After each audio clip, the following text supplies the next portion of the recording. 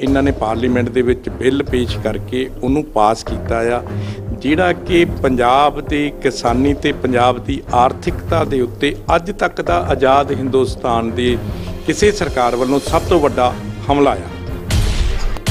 कल दा दिन जिहड़ा सीगा वो पंजाब दी हिस्टरी दे विच काले दिन के तौर के उत्ते हिस्टरी दे विच जानिया जाऊगा। एक स्लो पॉइजन मिठा जहर जिहड़ा आ पंजाब दी किसानी नूं पंजाब दी आर्थिकता नूं इन्हां ने दे दिता है, जिहड़ा कि आउण वाले समय दे विच साडा सारा कुछ पंजाब दी आर्थिकता नूं बर्बाद कर दूगा। ये बॉर्डर स्टेट है गुरप्रीत जी, इनू ये अग नाल खेडण लगे होया केंद्र। असीं पहलां 16-17 साल संताप भुगत चुके हैं इन्हां दीयां गलत नीतियां करके केंद्र दीयां। जदों देश अन्न दा जिहड़ा टोकरा अनाज मंगण वास्ते अमरीका के सामने खड़ा सी, हथ फैला के आस्ट्रेलिया के सामने खड़ा सी, उदों पंजाब के किसान ने सप्पां दीयां सिरियां दे उत्ते पैर रख के हाड़ दीयां जेठ ते हाड़ दीयां धुप्पां दे विच कणक ते झोना उगाया और देश के भंडार नूं भरिया ही नीगा। 4-4 5-5 सालां दा बफर स्टॉक इकट्ठा कर दिता। इन्हां ने तां कोविड दे उहदे थल्ले चुप चपीते ऑर्डीनेंस कीते।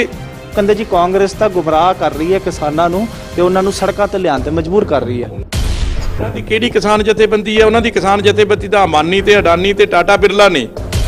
उन्हां ने देखिया कि हुण जे कल नूं इंडस्ट्रीआं ना चलियां, कल नूं होर कुछ ना होया तां जिहड़ा इह वाला सैक्टर हैगा आ इहनूं कब्जे च कर लो।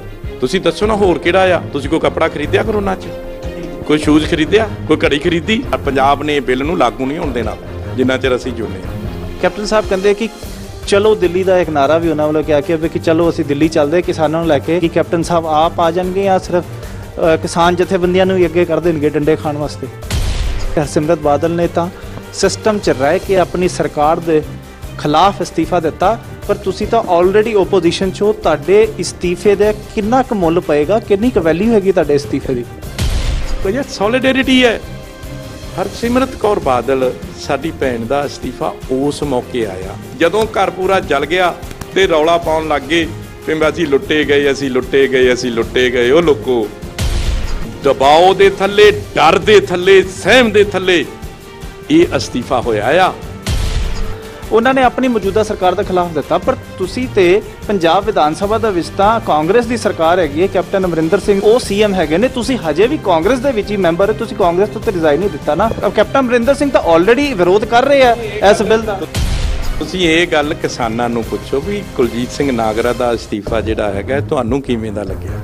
15,000 करोड़ रुपए का इंफ्रास्ट्रक्चर जिहड़ा हैगा आ खड़ा करके पंजाब दी सरकारां ने अज वधिया मंडीकरण सिस्टम बनाया आ, जिहदे विच तकरीबन 35,000 आड़ती आ ते तकरीबन 3 लाख लेबर जिहड़ी है उन्होंने काम मिलता आ, और तकरीबन 3600 तो लैके 4,000 करोड़ रुपया पंजाब दी सरकार नूं RDF इकट्ठा हुंदा आ, मंडी फीस इकट्ठी हुंदी है, जिहदे ते साडा 62,000 किलोमीटर दियां रूरल रोड्स जिहड़ियां हैगियां ने उहदा इंफ्रास्ट्रक्चर तैयार कीता आ, वो बनदियां ने। साडियां जिन्नियां सड़कां ने उन्हां दी रिपेयर नहीं होनी। मंडीकरण बोर्ड जिहड़ा हैगा आ उहदे विच कई हज़ार इंपलाईज ने वो बर्बाद हो जाणगे।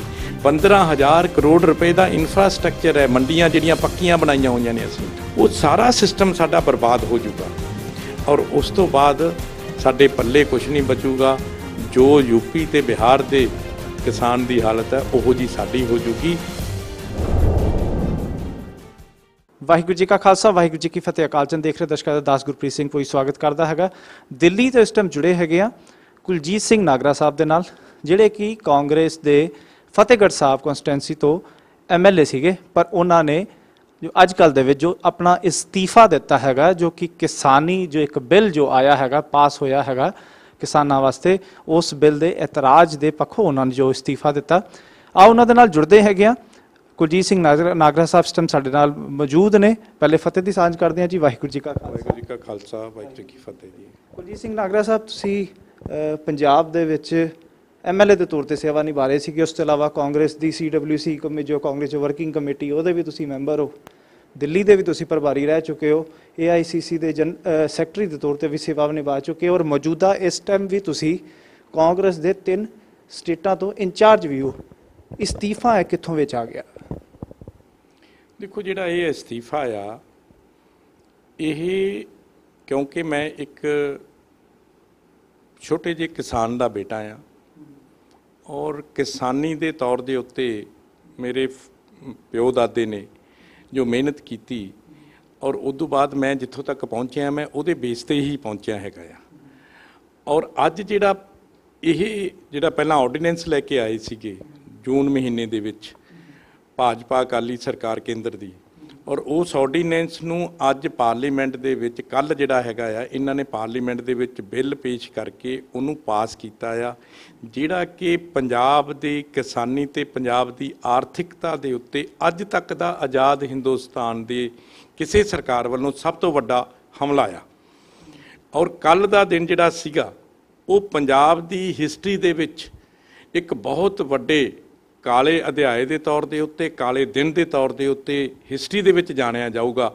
ਔਰ ਇਹਨਾਂ ਬਿੱਲਾਂ ਦੇ ਪਾਸ ਹੋਣ ਤੋਂ ਬਾਅਦ ਇੱਕ ਸਲੋ ਪੋਇਜ਼ਨ, ਮਿੱਠਾ ਜ਼ਹਿਰ ਜਿਹੜਾ ਆ ਪੰਜਾਬ ਦੀ ਕਿਸਾਨੀ ਨੂੰ, ਪੰਜਾਬ ਦੀ ਆਰਥਿਕਤਾ ਨੂੰ ਇਹਨਾਂ ਨੇ ਦੇ ਦਿੱਤਾ ਆ, ਜਿਹੜਾ ਕਿ ਆਉਣ ਵਾਲੇ ਸਮੇਂ ਦੇ ਵਿੱਚ ਸਾਡਾ ਸਾਰਾ ਕੁਝ ਪੰਜਾਬ ਦੀ ਆਰਥਿਕਤਾ ਨੂੰ ਬਰਬਾਦ ਕਰ ਦੂਗਾ। ਸੋ ਇਸ ਦੇ ਵਿਰੋਧ ਦੇ ਵਿੱਚ ਇਹਦੇ 'ਤੇ ਰੋਸ ਪ੍ਰਗਟ ਕਰਦਿਆਂ ਹੋਇਆਂ, ਕਿਉਂਕਿ ਮੈਂ ਬੜੇ ਪਿਛਲੇ ਉਦੋਂ ਦਾ ਹੀ ਮੈਂ ਐਜੀਟੇਸ਼ਨ 'ਤੇ ਚੱਲਿਆ ਹੋਇਆ ਸੀਗਾ, ਉਦੋਂ ਦਾ ਹੀ ਇਹਦਾ ਵਿਰੋਧ ਕਰ ਰਿਹਾ ਸੀਗਾ, ਧਰਨਿਆਂ 'ਤੇ ਪ੍ਰੋਟੈਸਟਾਂ 'ਤੇ ਵਿਰੋਧ ਕਰ ਰਿਹਾ ਸੀਗਾ। ਸਰਕਾਰ ਵੱਲੋਂ ਵੀ ਵਿਧਾਨ ਸਭਾ ਦੇ ਵਿੱਚ ਆਰਡੀਨੈਂਸ ਨੂੰ ਰਿਜੈਕਟ ਕੀਤਾ ਗਿਆ। ਵਿਰੋਧ ਕੀਤਾ ਤੁਸੀਂ? ਇਹ ਅੱਜ ਪਿਛਲੇ ਮਹੀਨੇ ਕੋਈ, ਅਜੇ ਤਾਂ ਮੇਰੇ ਖਿਆਲ 'ਚ ਥੋੜ੍ਹੇ ਦਿਨ ਹੀ ਹੋਏ ਨੇ, ਸਾਰਿਆਂ ਨੇ ਤੁਸੀਂ ਉੱਥੇ ਹੀ ਸੀਗੇ। ਸੋ ਇਹ ਜਿਹੜਾ ਸਾਰਾ ਕੁਝ ਹੈਗਾ ਆ, ਕਿਸਾਨ ਜਥੇਬੰਦੀਆਂ ਸੜਕਾਂ 'ਤੇ ਬੈਠੀਆਂ ਨੇ ਔਰ ਸਾਰਾ ਪੰਜਾਬ ਜਿਹੜਾ ਹੈਗਾ ਆ ਉਹ ਸੜਕਾਂ 'ਤੇ ਪ੍ਰੋਟੈਸਟ ਕਰ ਰਿਹਾ, ਹਰਿਆਣਾ ਪ੍ਰੋਟੈਸਟ ਕਰ ਰਿਹਾ ਆ। ਅਤੇ ਇਸ ਕਰਕੇ ਇਹ ਮੇਰਾ ਮੈਂ ਅੱਜ ਆਪਣੀ ਜਿਹੜੀ ਜ਼ਿੰਮੇਵਾਰੀ ਸੀਗੀ ਉਹਨੂੰ ਨਿਭਾਇਆ ਆ। ਔਰ ਨਾਲ ਦੀ ਨਾਲ ਮੈਂ ਇਸ ਕਾਲੇ ਦਿਨ ਦਾ ਬਤੌਰ ਚੁਣੇ ਹੋਏ ਨੁਮਾਇੰਦੇ ਦੇ ਰੂਪ ਦੇ ਵਿੱਚ ਸਾਕਸ਼ੀ ਇਤਿਹਾਸ ਦੇ ਵਿੱਚ ਨਹੀਂ ਸੀ ਬਣਨਾ ਚਾਹੁੰਦਾ। ਤੁਸੀਂ ਨਾਗਰਾ ਸਾਹਿਬ, ਮੈਂ ਤੁਹਾਡਾ ਇਸਤੀਫਾ ਵੀ ਪੜ੍ਹਿਆ, ਉਹਦੇ ਵਿੱਚ ਤੁਸੀਂ ਲਿਖ ਵੀ ਰਹੇ ਹੋ ਕਿ ਇਹ ਡੂਮਸਡੇ, ਇਹ ਲਫ਼ਜ਼ ਲਿਖ ਰਹੇ ਹੋ, ਪਰ ਜੇ ਭਾਜਪਾ ਦੇ ਜਿਹੜੇ ਅਸ਼ਵਨੀ ਜਿਹੜੇ ਹੈਗੇ ਭਾਜਪਾ ਦੇ ਪ੍ਰਧਾਨ, ਉਹ ਕਹਿੰਦੇ ਜੀ ਹੈ ਤੇ ਪੰਜਾਬ ਵਾਸਤੇ ਇੱਕ ਇਤਿਹਾਸਕ ਦਿਨ ਹੈ, ਕਿਸਾਨਾਂ ਵਾਸਤੇ ਇਤਿਹਾਸਕ ਦਿਨ ਹੈ। ਇਹ ਫਰਕ ਕਿੱਥੇ ਹੈ? ਤੁਹਾਨੂੰ ਕਿਉਂ ਲੱਗਦਾ ਕਿ ਇਤਿਹਾਸਕ ਦਿਨ ਕਾਲਾ ਦਿਨ ਹੋ ਸਕਦਾ? ਕੀ ਫਰਕ ਇਹ ਹੈ ਕਿ ਅਸ਼ਵਨੀ ਜੀ ਤੇ ਅਸ਼ਵਨੀ ਜੀ ਦੀ ਪਾਰਟੀ ਬੀਜੇਪੀ ਤੇ ਉਹਨਾਂ ਦੇ ਭਾਈਵਾਲ ਅਕਾਲੀ ਦਲ ਵਾਲੇ, ਉਹਨਾਂ ਦੇ ਲਈ ਇਤਿਹਾਸਕ ਦਿਨ ਇਸ ਕਰਕੇ ਆ ਕਿਉਂਕਿ ਅੰਬਾਨੀ ਤੇ ਅਡਾਨੀ ਤੇ ਜਿਹੜੇ ਵੱਡੇ ਉਦਯੋਗਪਤੀ ਨੇ, ਸਰਮਾਏਦਾਰ ਨੇ, ਕਿਉਂਕਿ ਉਹਨਾਂ ਨੂੰ ਪੰਜਾਬ ਦੇ ਵਿੱਚ ਤੇ ਹਰਿਆਣੇ ਦੇ ਵਿੱਚ ਉਹਨਾਂ ਨੇ ਖਰੀਦ ਦੇ ਕੇ, ਉਹੋ ਜਿਹੇ ਸ਼ਾਹੂਕਾਰਾਂ ਨੂੰ ਖਰੀਦ ਦੇ ਕੇ ਜਿਹੜਾ ਸਾਡਾ ਮੰਡੀਕਰਨ ਸਿਸਟਮ ਆ ਉਹਨੂੰ ਤਬਾਹ ਕਰਕੇ, ਜਿਵੇਂ ਦੇਸ਼ ਦੇ ਬਾਕੀ ਸੂਬਿਆਂ ਦੇ ਵਿੱਚ ਜਿਹੜਾ ਲੋਕਾਂ ਦੀਆਂ ਫਸਲਾਂ ਕਿਸਾਨਾਂ ਦੀਆਂ ਰੁਲਦੀਆਂ ਨੇ, ਤੁਹਾਡੇ ਰਿਸ਼ਤੇਦਾਰ ਵੀ ਹੋਣਗੇ ਕਿਤੇ, ਮੇਰੇ ਰਿਸ਼ਤੇਦਾਰ ਵੀ ਯੂਪੀ ਦੇ ਵਿੱਚ ਨੇ, ਬੜੇ ਵਧੀਆ ਕਿਸਾਨ ਨੇ, ਪਰ ਉਹਨਾਂ ਦੀ ਫਸਲ MSP 'ਤੇ ਨਹੀਂ ਵਿਕਦੀ ਕਿ ਪੰਜਾਬ ਵਾਂਗੂ। ਉਹਨਾਂ ਦੀ ਫਸਲ MSP ਤੋਂ 300, 500, 800 ਰੁਪਈਆ ਘੱਟ ਕੁਆਂਟਲ ਦੀ ਵਿਕਦੀ ਹੈ। ਔਰ ਪੰਜਾਬ ਦੇ ਵਿੱਚ ਜਿਹੜਾ ਸਾਡਾ ਮੰਡੀਕਰਨ ਸਿਸਟਮ ਆ, ਜਿਹੜਾ ਮੰਡੀਕਰਨ ਬੋਰਡ ਦਾ, ਉਹਦੇ ਵਿੱਚ ਤਕਰੀਬਨ 15,000 ਕਰੋੜ ਰੁਪਏ ਦਾ ਇਨਫਰਾਸਟਰਕਚਰ ਜਿਹੜਾ ਹੈਗਾ ਆ ਖੜਾ ਕਰਕੇ ਪੰਜਾਬ ਦੀ ਸਰਕਾਰਾਂ ਨੇ ਅੱਜ ਵਧੀਆ ਮੰਡੀਕਰਨ ਸਿਸਟਮ ਬਣਾਇਆ ਆ, ਜਿਹਦੇ ਵਿੱਚ ਤਕਰੀਬਨ 35,000 ਆੜ੍ਹਤੀਆ ਅਤੇ ਤਕਰੀਬਨ 3 ਲੱਖ ਲੇਬਰ ਜਿਹੜੀ ਹੈ ਉਹਨੂੰ ਕੰਮ ਮਿਲਦਾ ਆ। ਔਰ ਤਕਰੀਬਨ 3600 ਤੋਂ ਲੈ ਕੇ 4,000 ਕਰੋੜ ਰੁਪਈਆ ਪੰਜਾਬ ਦੀ ਸਰਕਾਰ ਨੂੰ RDF ਇਕੱਠਾ ਹੁੰਦਾ ਆ, ਮੰਡੀ ਫੀਸ ਇਕੱਠੀ ਹੁੰਦੀ ਹੈ, ਜਿਹਦੇ 'ਤੇ ਸਾਡਾ 62,000 ਕਿਲੋਮੀਟਰ ਦੀਆਂ ਰੂਰਲ ਰੋਡਸ ਜਿਹੜੀਆਂ ਹੈਗੀਆਂ ਨੇ ਉਹਦਾ ਇਨਫਰਾਸਟਰਕਚਰ ਤਿਆਰ ਕੀਤਾ ਆ, ਉਹ ਬਣਦੀਆਂ ਨੇ। ਪਿੰਡਾਂ ਦੀਆਂ ਪੰਚਾਇਤਾਂ ਨੂੰ ਰੂਰਲ ਡਿਵੈਲਪਮੈਂਟ ਫੰਡ ਦਿੱਤਾ ਜਾਂਦਾ ਆ, ਉਹਦੇ ਵਿੱਚੋਂ RDF ਕਹਿੰਦੇ ਨੇ ਉਹਨੂੰ, ਪੰਚਾਇਤਾਂ ਜਾਣਦੀਆਂ ਨੇ ਕਿ RDF ਕੀ ਹੈ। ਉਹ ਮੰਡੀ ਫੀਸ ਦੇ ਵਿੱਚੋਂ ਆਉਂਦਾ ਆ ਸਰਕਾਰ ਨੂੰ। ਸੋ ਇਹ ਸਾਰਾ ਕੁਝ ਕੀ ਹੈ, ਜਦੋਂ ਇਹ ਮੰਡੀਕਰਨ ਸਿਸਟਮ ਖਤਮ ਹੋ ਜਾਊਗਾ ਔਰ ਜਿਹੜਾ ਬਾਹਰਲਾ ਕੋਈ ਖਰੀਦ ਆ ਸ਼ਾਹੂਕਾਰ ਆਊਗਾ, ਨਾ ਬਿੱਲਾਂ ਦੇ ਵਿੱਚ ਕੀ ਹੈ, ਉਹ ਬਿੱਲਾਂ ਦੇ ਵਿੱਚ ਉਹ ਨਾ ਤਾਂ ਸਰਕਾਰ ਨੂੰ 1% ਮੰਡੀ ਫੀਸ ਦਊਗਾ, ਜ਼ਰੂਰੀ ਨਹੀਂ ਦੇਣੀ, 1% ਦਊਗਾ, ਜਿਹੜੀ ਕਿ ਅੱਜ 8% ਦੇ ਕਰੀਬ ਸਰਕਾਰ ਨੂੰ ਮਿਲਦੀ ਹੈ।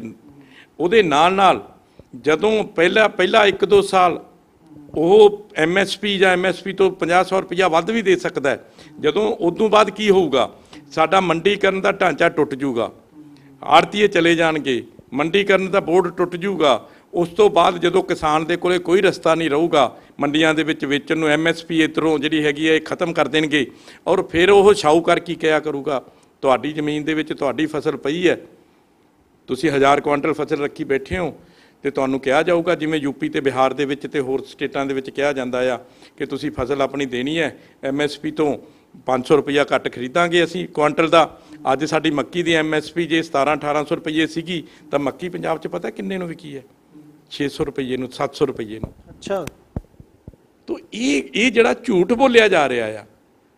ਇੱਕ ਉਹ ਵੀ ਦਿਨ ਸੀਗੇ, ਤੁਹਾਨੂੰ ਮੈਂ ਯਾਦ ਦਿਵਾਉਣਾ ਚਾਹੁੰਦਾ ਆ, ਅਸ਼ਵਨੀ ਜੀ ਨੂੰ ਯਾਦ ਦਿਵਾਉਣਾ ਚਾਹੁੰਦਾ ਆ, ਜਦੋਂ ਦੇਸ਼ ਹਿੰਦੁਸਤਾਨ ਅੰਨ ਦਾ ਜਿਹੜਾ ਟੋਕਰਾ, ਆਪਣੀ ਟੋਕਰੀ ਸੀਗੀ ਅਨਾਜ ਮੰਗਣ ਵਾਸਤੇ ਅਮਰੀਕਾ ਦੇ ਸਾਹਮਣੇ ਖੜਾ ਸੀ, ਹੱਥ ਫੈਲਾ ਕੇ ਆਸਟ੍ਰੇਲੀਆ ਦੇ ਸਾਹਮਣੇ ਖੜਾ ਸੀ, ਉਦੋਂ ਪੰਜਾਬ ਦੇ ਕਿਸਾਨ ਨੇ ਸੱਪਾਂ ਦੀਆਂ ਸਿਰੀਆਂ ਦੇ ਉੱਤੇ ਪੈਰ ਰੱਖ ਕੇ ਹਾੜ ਦੀਆਂ, ਜੇਠ ਤੇ ਹਾੜ ਦੀਆਂ ਧੁੱਪਾਂ ਦੇ ਵਿੱਚ 45 ਡਿਗਰੀ ਟੈਂਪਰੇਚਰ ਦੇ ਵਿੱਚ ਔਰ 0 ਡਿਗਰੀ ਟੈਂਪਰੇਚਰ ਦੇ ਵਿੱਚ ਆਪਣਾ ਜਿਹੜੀ ਕਣਕ ਤੇ ਝੋਨਾ ਉਗਾਇਆ ਔਰ ਦੇਸ਼ ਦੇ ਭੰਡਾਰ ਨੂੰ ਭਰਿਆ ਹੀ ਨੀਗਾ, 4-4 5-5 ਸਾਲਾਂ ਦਾ ਬਫਰ ਸਟਾਕ ਇਕੱਠਾ ਕਰ ਦਿੱਤਾ। ਔਰ ਉਸ ਵੇਲੇ ਜਦੋਂ ਸ਼ੁਰੂ ਹੋਇਆ ਗ੍ਰੀਨ ਰੈਵੋਲੂਸ਼ਨ, ਉਦੋਂ ਸਾਡੀ ਫਸਲ, ਪੰਜਾਬ ਤੇ ਹਰਿਆਣਾ ਦੇ ਕਿਸਾਨਾਂ ਦੀ ਫਸਲ ਜਿਹੜੀ ਸੀ, ਜੇ ਸਾਨੂੰ ਇਹ 85 ਰੁਪਏ ਕੁਆਂਟਲ ਦਿੰਦੇ ਸੀ ਤੇ ਸਾਡੀ ਬਾਹਰ ਫਸਲ 200 ਰੁਪਏ ਤੋਂ ਉੱਤੇ ਕੁਆਂਟਲ ਦੀ ਵਿਕਦੀ ਸੀ। ਉਦੋਂ ਸਾਡੇ ਤੇ ਇਹ ਬੰਦਸ਼ ਲਾ ਦਿੱਤੀ ਕਿ ਤੁਸੀਂ ਆਪਣੀ ਫਸਲ ਨੂੰ ਆਪਣੇ ਸੂਬਿਆਂ ਦੇ ਬਾਰਡਰ ਤੋਂ ਬਾਹਰ ਨਹੀਂ ਵੇਚ ਸਕਦੇ ਤੇ ਨਾ ਹੀ ਕੋਈ ਪ੍ਰਾਈਵੇਟ ਬੰਦਾ ਆ ਕੇ ਖਰੀਦ ਸਕਦਾ ਆ। ਉਦੋਂ ਕੇਂਦਰ ਸਰਕਾਰ ਨੇ ਇਹ ਬੰਦਸ਼ ਲਾਤੀ। ਅੱਜ ਜਦੋਂ ਇਹਨਾਂ ਨੂੰ ਪਤਾ ਲੱਗ ਗਿਆ ਕਿ ਅਸੀਂ ਹੁਣ ਜਿਹੜੀ ਹੈਗੀ ਸਾਡੇ ਕੋਲੇ ਬਫਰ ਸਟਾਕ ਪਿਆ ਆ, ਅੱਜ ਸਾਡੇ ਪੰਜਾਬ ਦੇ ਕਿਸਾਨ ਨੂੰ ਮਾਰਨਾ ਚਾਹੁੰਦੇ ਨੇ ਔਰ ਪੰਜਾਬ ਦਾ ਕਿਸਾਨ ਪ੍ਰਫੁੱਲਤ ਇਸ ਕਰਕੇ ਆ ਪੂਰੇ ਦੇਸ਼ ਦੇ ਵਿੱਚ, ਇਹ ਜਰਿਆ ਨਹੀਂ ਜਾ ਰਿਹਾ ਇਹਨਾਂ ਤੋਂ। ਪਰ JP ਨੱਡਾ ਜੀ ਨੇ ਜਿਹੜੀ ਪ੍ਰੈਸ ਕਾਨਫਰੰਸ ਕੀਤੀ, ਇੱਕ ਨਹੀਂ 3 ਜਿਹੜੇ ਉਹਨਾਂ ਨੇ ਆਰਡੀਨੈਂਸ ਲਿਆਂਦੇ ਹੈਗੇ, ਇੱਕ ਨਾ ਛੱਡ ਕੇ 3 ਆਰਡੀਨੈਂਸ ਲਿਆਂਦੇ ਆ। ਉਹਨਾਂ ਨੇ ਹਰ ਗੱਲ ਵਿੱਚ ਕਿਹਾ ਕਿ ਵੀ ਉਹ ਬੜੇ ਪੁਰਾਣੇ ਸੀਗੇ, 1955 ਦੇ ਵਿੱਚ ਜਦੋਂ ਭਾਰਤ 'ਚ ਅਕਾਲ ਪਿਆ ਸੀਗਾ ਉਸ ਸਮੇਂ ਦੇ ਬਣਾਏ ਹੋਏ ਸੀਗੇ। ਅੱਜ ਪ੍ਰੋਡਕਸ਼ਨ ਉਹਨਾਂ ਤੋਂ ਵੀਟ ਦੀ ਕਿਤੇ 10 ਗੁਣੀ ਜ਼ਿਆਦਾ, ਰਾਈਸ ਦੀ ਕਿਤੇ 4 ਗੁਣੀ ਜ਼ਿਆਦਾ ਔਰ ਮੱਕੇ ਦੀ 2.5 ਗੁਣੀ ਜ਼ਿਆਦਾ। ਮਤਲਬ ਇਸ ਕਰਕੇ ਜੋ ਨਵੇਂ ਸਮੇਂ ਦੇ ਹਿਸਾਬ ਨਾਲ ਉਹਨਾਂ ਦੇ ਵਿੱਚ ਬਦਲਾਵ ਦੀ, ਤਬਦੀਲੀ ਦੀ ਲੋੜ ਸੀ। ਤੁਹਾਨੂੰ ਲੱਗਦਾ ਕਿ ਇਹ ਤਬਦੀਲੀਆਂ ਠੀਕ ਹੋਈਆਂ? ਇਹ ਜੋ ਕੁਝ ਵੀ ਇਹਨਾਂ ਨੇ ਕਰਨਾ ਸੀਗਾ, ਜਿਹੜੀ ਜਦੋਂ ਵੀ ਆਪਾਂ ਕੋਈ ਗੱਲ ਕਰਦੇ ਹਾਂ, ਜਦੋਂ ਵੀ ਕੋਈ ਕਿਸੇ ਨੂੰ ਕਿਸੇ ਚੀਜ਼ ਦਾ ਫਰਕ ਪੈਣਾ ਹੁੰਦਾ, ਪੰਜਾਬ ਤੇ ਹਰਿਆਣਾ ਕੋਈ ਪਾਕਿਸਤਾਨ ਦੀਆਂ ਸੂਬੇ ਤਾਂ ਨਹੀਂ ਗਏ ਸੀ। ਇੰਟਰਸਟਿਡ ਪਾਰਟੀਜ਼ ਦੇ ਨਾਲ ਗੱਲ ਕਰਨੀ ਹੁੰਦੀ ਹੈ ਜਿਨ੍ਹਾਂ ਨੂੰ ਸਭ ਤੋਂ ਵੱਧ ਫਰਕ ਪੈਣਾ ਹੁੰਦਾ ਆ। ਔਰ ਉਹਦੇ ਵਿੱਚ ਕੀ ਗੱਲ ਕੀਤੀ ਇਹਨਾਂ ਨੇ? ਕਿਸਾਨਾਂ ਦੇ ਨਾਲ, ਕਿਸਾਨ ਜਥੇਬੰਦੀਆਂ ਦੇ ਨਾਲ, ਸਰਕਾਰਾਂ ਦੇ ਨਾਲ। ਜਦੋਂ ਪੰਜਾਬ ਦੀ ਸਰਕਾਰ ਨੂੰ ਇਹਨਾਂ ਨੇ ਕਿਹਾ, ਉਹਨਾਂ ਨੇ ਉੱਥੋਂ ਉਹ ਆਪਣੀ ਰਿਜੈਂਟਮੈਂਟ ਭੇਜੀ, ਇਹ ਬਾਰਡਰ ਸਟੇਟ ਹੈ ਗੁਰਪ੍ਰੀਤ ਜੀ, ਇਹਨੂੰ ਇਹ ਅੱਗ ਨਾਲ ਖੇਡਣ ਲੱਗੇ ਹੋਇਆ ਕੇਂਦਰ। ਅਸੀਂ ਪਹਿਲਾਂ 16-17 ਸਾਲ ਸੰਤਾਪ ਭੁਗਤ ਚੁੱਕੇ ਹਾਂ ਇਹਨਾਂ ਦੀਆਂ ਗਲਤ ਨੀਤੀਆਂ ਕਰਕੇ ਕੇਂਦਰ ਦੀਆਂ, ਔਰ ਹੁਣ ਫਿਰ ਅੱਗੇ ਜ਼ਮੀਨ ਤਿਆਰ ਕਰਕੇ ਦੇ ਰਹੇ ਹਾਂ ਅਸੀਂ ਕਿ ਪੰਜਾਬ ਫਿਰ ਡਿਸਟਰਬ ਹੋ ਜੇ। ਉਸ ਕਿਸਾਨ ਨੂੰ ਤਾਂ ਪੁੱਛਦੇ, ਉਹਦੇ ਵਾਸਤੇ ਕੋਈ ਪੈਕੇਜ ਦਿੰਦੇ, ਉਹਨਾਂ ਨੂੰ ਕੋਈ ਕਿਸੇ ਤਰੀਕੇ ਦਾ ਪਹਿਲਾਂ ਆਪਣੇ ਨਾਲ ਸਹਿਮਤ ਕਰਦੇ। ਔਰ ਇਹਨਾਂ ਨੇ ਤਾਂ ਇਹ ਕੋਵਿਡ ਦੇ ਉਹਦੇ ਥੱਲੇ ਚੁੱਪ-ਚਪੀਤੇ ਆਰਡੀਨੈਂਸ ਕੀਤੇ ਔਰ ਕਿਸੇ ਨੂੰ ਦੱਸਿਆ ਤੱਕ ਨਹੀਂਗਾ। ਫਿਰ ਜਦੋਂ ਸਾਰੇ ਕਿਸਾਨਾਂ ਨੇ, ਸਾਰੇ ਦੇਸ਼ ਦੇ ਕਿਸਾਨ ਕਹਿ ਰਹੇ ਨੇ, JP ਨੱਡਾ ਜੀ ਜਾਂ ਅਸ਼ਵਨੀ ਜੀ ਜਾਂ ਮੋਦੀ ਜੀ ਤੋਂ ਬਾਅਦ ਸਾਰੇ ਦੇਸ਼ ਦਾ ਕਿਸਾਨ ਕਿਉਂ ਰੌਲਾ ਪਾ ਰਿਹਾ ਵੀ ਇਹ ਗਲਤ ਹੈਗਾ ਆ, ਐਂਟੀ ਫਾਰਮ। ਪਰ ਉਹ ਤਾਂ ਕਹਿੰਦੇ ਸਾਡੀ ਜਿਹੜੀ ਕਿਸਾਨ ਜਥੇਬੰਦੀਆਂ ਦੇ ਨਾਲ ਗੱਲਬਾਤ ਹੋਈ ਹੈ, ਪੂਰਾ ਅਸੀਂ ਉਹਨਾਂ ਨੂੰ ਆਪਣੇ ਵਿਸ਼ਵਾਸ 'ਚ ਲੈ ਕੇ ਕੰਮ ਕੀਤਾ। ਉਹ ਕਹਿੰਦੇ ਜੀ ਕਾਂਗਰਸ ਤਾਂ ਗੁੰਮਰਾਹ ਕਰ ਰਹੀ ਹੈ ਕਿਸਾਨਾਂ ਨੂੰ ਤੇ ਉਹਨਾਂ ਨੂੰ ਸੜਕਾਂ ਤੇ ਲਿਆਉਣ ਤੇ ਮਜਬੂਰ ਕਰ ਰਹੀ ਹੈ। ਉਹਨਾਂ ਦੀ ਕਿਹੜੀ ਕਿਸਾਨ ਜਥੇਬੰਦੀ ਹੈ? ਉਹਨਾਂ ਦੀ ਕਿਸਾਨ ਜਥੇਬੰਦੀ ਤਾਂ ਅੰਬਾਨੀ ਤੇ ਅਡਾਨੀ ਤੇ ਟਾਟਾ ਬਿਰਲਾ ਨੇ, ਉਹ ਵੱਡੇ ਕਿਸਾਨ ਬਣਾਤੇ ਨਾ ਸ਼ਾਹੂਕਾਰ ਉਹਨਾਂ ਨੇ। ਉਹਦੀ ਜਥੇਬੰਦੀ ਹੈ ਇੱਕ ਉਹਨਾਂ ਕੋਲੇ, ਉਹਨਾਂ ਵਾਸਤੇ ਜ਼ਮੀਨ ਤਿਆਰ ਕਰ ਰਹੇ ਨੇ, ਕਿਉਂਕਿ ਛੋਟੇ ਕਿਸਾਨ ਨੂੰ, ਮਾਰਜਨਲ ਕਿਸਾਨ ਨੂੰ ਮਾਰ ਦੇਣਗੇ ਔਰ ਉਹਨਾਂ ਦੇ ਹਵਾਲੇ ਕਰ ਦੇਣਗੇ, ਉਹ ਆਪਣੇ ਆਪ ਉਹਨਾਂ ਨੂੰ ਜ਼ਮੀਨ ਵੇਚ ਕੇ ਚਲੇ ਜਾਊਗਾ। ਆਪਣੇ ਆਪ ਉਹਨਾਂ ਦੀ ਇੱਕ ਜਥੇਬੰਦੀ ਹੈ, ਉਹਦੇ ਵਾਸਤੇ ਕੰਮ ਕਰ ਰਹੇ ਨੇ। ਦੱਸੋ ਕਿਹੜੀ ਜਥੇਬੰਦੀ ਨੇ ਆ ਕੇ ਇਹਨਾਂ ਦੇ ਹੱਕ ਦੇ ਵਿੱਚ ਹਾਂ ਦਾ ਨਾਰਾ ਮਾਰਿਆ ਆ? ਸਾਰੇ ਹਿੰਦੁਸਤਾਨ ਦੇ ਵਿੱਚ ਵਿਰੋਧ ਹੋ ਰਿਹਾ ਕਿ ਨਹੀਂ ਹੋ ਰਿਹਾ? ਤੁਸੀਂ ਦੇਖ ਰਹੇ ਹੋ ਨਾ। ਤੇ ਫਿਰ ਇਹਨਾਂ ਦੀ ਕਿਹੜੀ ਜਥੇਬੰਦੀ ਹੈ ਜਿਹਨੇ ਅਜੇ ਤੱਕ ਇਹਦੀ ਸਪੋਰਟ ਕੀਤੀ ਹੈ? ਤੁਹਾਨੂੰ ਕੋਈ ਚੈਨਲ ਦੇ ਵਿੱਚ ਮਿਲੀ ਕੋਈ ਜਥੇਬੰਦੀ ਜਿਹਨੇ ਸਪੋਰਟ ਕੀਤੀ ਹੈ ਅਜੇ ਤੱਕ? ਇਹ ਤਾਂ ਸਿਰਫ ਇਹਨਾਂ ਨੇ ਸ਼ਾਹੂਕਾਰਾਂ ਦੇ ਹੱਥ ਦੇ ਵਿੱਚ ਦੇ ਕੇ ਜਿਹੜੇ ਉਹਨਾਂ ਤੋਂ, ਕਿਉਂਕਿ ਇਹਨਾਂ ਦੇ ਇਹ ਅੱਜ ਜਿਹੜੀ BJP ਦੀ ਸਰਕਾਰ ਹੈ, ਬੇਸਿਕਲੀ ਤੁਹਾਨੂੰ ਮੈਂ ਦੱਸਣਾ ਚਾਹੁੰਦਾ, ਅੱਜ ਜਿਹੜਾ ਇਹ ਪੂਰੇ ਦੁਨੀਆ ਦੇ ਵਿੱਚ ਕੋਵਿਡ ਕਰਕੇ ਜੋ ਹਾਲਾਤ ਬਣੇ ਹੋਏ ਨੇ, 3-4 ਚੀਜ਼ਾਂ ਇੱਕ ਇਹੋ ਜਿਹੀਆਂ ਨੇ ਜਿਨ੍ਹਾਂ ਦੇ ਉੱਤੇ ਅੱਜ ਸਾਰੀ ਜਿਹੜੀਆਂ ਫਾਇਦੇਮੰਦ ਨੇ, ਬਾਕੀ ਦਾ ਸਾਰਾ ਕੁਝ ਘਾਟੇ ਤੇ ਚਲਾ ਗਿਆ। ਇੱਕ ਹੈਗਾ ਐਗਰੀਕਲਚਰ, ਐਗਰੀਕਲਚਰ ਪ੍ਰੋਡਿਊਸ, ਦੂਸਰੀ ਹੈਗੀ ਫਾਰਮਾ ਇੰਡਸਟਰੀ, ਤੀਸਰੀ ਹੈਗੀ ਇਨਫੋਰਮੇਸ਼ਨ ਟੈਕਨੋਲੋਜੀ, ਚੌਥੀ ਹੈਗੀ ਡਿਫੈਂਸ ਇਕਵਿਪਮੈਂਟਸ। ਇਹਨਾਂ 4 ਇੰਡਸਟਰੀਆਂ ਦੇ ਵਿੱਚ ਕੌਣ ਜਾ ਰਿਹਾ ਆ? ਅੰਬਾਨੀ, ਅਡਾਨੀ, ਟਰਾਂਸਪੋਰਟ। ਇਹ ਬੜਾ ਵੱਡਾ ਵਿਸ਼ਾ ਆ, ਔਰ ਉਹਦੇ ਤਹਿਤ ਉਹਨਾਂ ਨੇ ਦੇਖਿਆ ਕਿ ਹੁਣ ਜੇ ਕੱਲ੍ਹ ਨੂੰ ਇੰਡਸਟਰੀਆਂ ਨਾ ਚੱਲੀਆਂ, ਕੱਲ੍ਹ ਨੂੰ ਹੋਰ ਕੁਛ ਨਾ ਹੋਇਆ, ਤਾਂ ਜਿਹੜਾ ਇਹ ਵਾਲਾ ਸੈਕਟਰ ਹੈਗਾ ਆ ਇਹਨੂੰ ਕਬਜ਼ੇ 'ਚ ਕਰ ਲਓ। ਕਿਉਂਕਿ ਖਾਣ ਪੀਣ ਦੇ ਤੁਸੀਂ ਦੇਖ ਰਹੇ ਹੋ ਕਰਿਆਨਾ ਸਟੋਰ ਚੱਲ ਰਹੇ ਨੇ। ਇਹ ਤਾਂ ਹੈ, ਲੋਕਡਾਊਨ ਦੇ ਵਿੱਚ ਕੋਈ ਦੁਕਾਨ ਬੰਦ ਹੋਈ ਨਹੀਂ, ਪਰ ਕਿਰਾਣੇ ਦੀ ਬੰਦ ਨਹੀਂ ਹੋਈ। ਤੇ ਫਾਰਮਾ ਤੇ ਤੁਹਾਡਾ ਜਿਹੜਾ ਇਨਫੋਰਮੇਸ਼ਨ ਟੈਕਨੋਲੋਜੀ ਹੈ, ਤੇ ਜਾਂ ਡਿਫੈਂਸ ਦਾ। ਤੁਸੀਂ ਦੱਸੋ ਨਾ ਹੋਰ ਕਿਹੜਾ ਆ? ਤੁਸੀਂ ਕੋਈ ਕੱਪੜਾ ਖਰੀਦਿਆ ਕਰੋਨਾ 'ਚ? ਕੋਈ ਸ਼ੂਜ਼ ਖਰੀਦਿਆ? ਕੋਈ ਘੜੀ ਖਰੀਦੀ? ਸਾਰਾ ਕੁਝ ਬੰਦ ਪਿਆ ਹੈ। ਸੋ ਇਸ ਕਰਕੇ ਇਹ ਇੱਕ ਬਿਜ਼ਨਸ, ਬਹੁਤ ਵੱਡੇ ਬਿਜ਼ਨਸਮੈਨ ਬੈਠ ਗਏ ਨੇ। ਇਹ ਮੋਦੀ ਬੇਸਿਕ ਜਿਹੜੀ ਰੋਟੀ ਕੱਪੜਾ, ਮੋਦੀ ਜਿਹੜੇ ਨੇ ਨਾ, ਇਹ ਬਿਜ਼ਨਸਮੈਨ, ਮੋਦੀ ਇੱਕ ਬਹੁਤ ਵੱਡਾ ਬਿਜ਼ਨਸਮੈਨ ਹੈ। ਔਰ RSS ਜਿਹੜੀ ਹੈਗੀ ਹੈ, ਇਹਦੇ ਪਿੱਛੇ ਜਿਹੜੀ ਹੈਗੀ ਹੈ ਇੱਕ ਮੇਨ ਜਿਹੜੀ ਸੋਰਸ ਜਿਹੜਾ ਹੈਗਾ ਆ ਸੋਚ ਦਾ, ਉਹ ਹੈ। ਔਰ ਉਹਨਾਂ ਨੇ ਜਿਹੜੇ ਆਪਣੇ ਇੰਡਸਟਰੀਲਿਸਟ 12-13 ਚੁਣੇ ਹੋਏ ਨੇ, ਉਹਨਾਂ ਨੂੰ ਫਾਇਦਾ ਪਹੁੰਚਾਉਣ ਲਈ ਸਾਰਾ ਕੁਝ ਕਰ ਰਹੇ ਆ।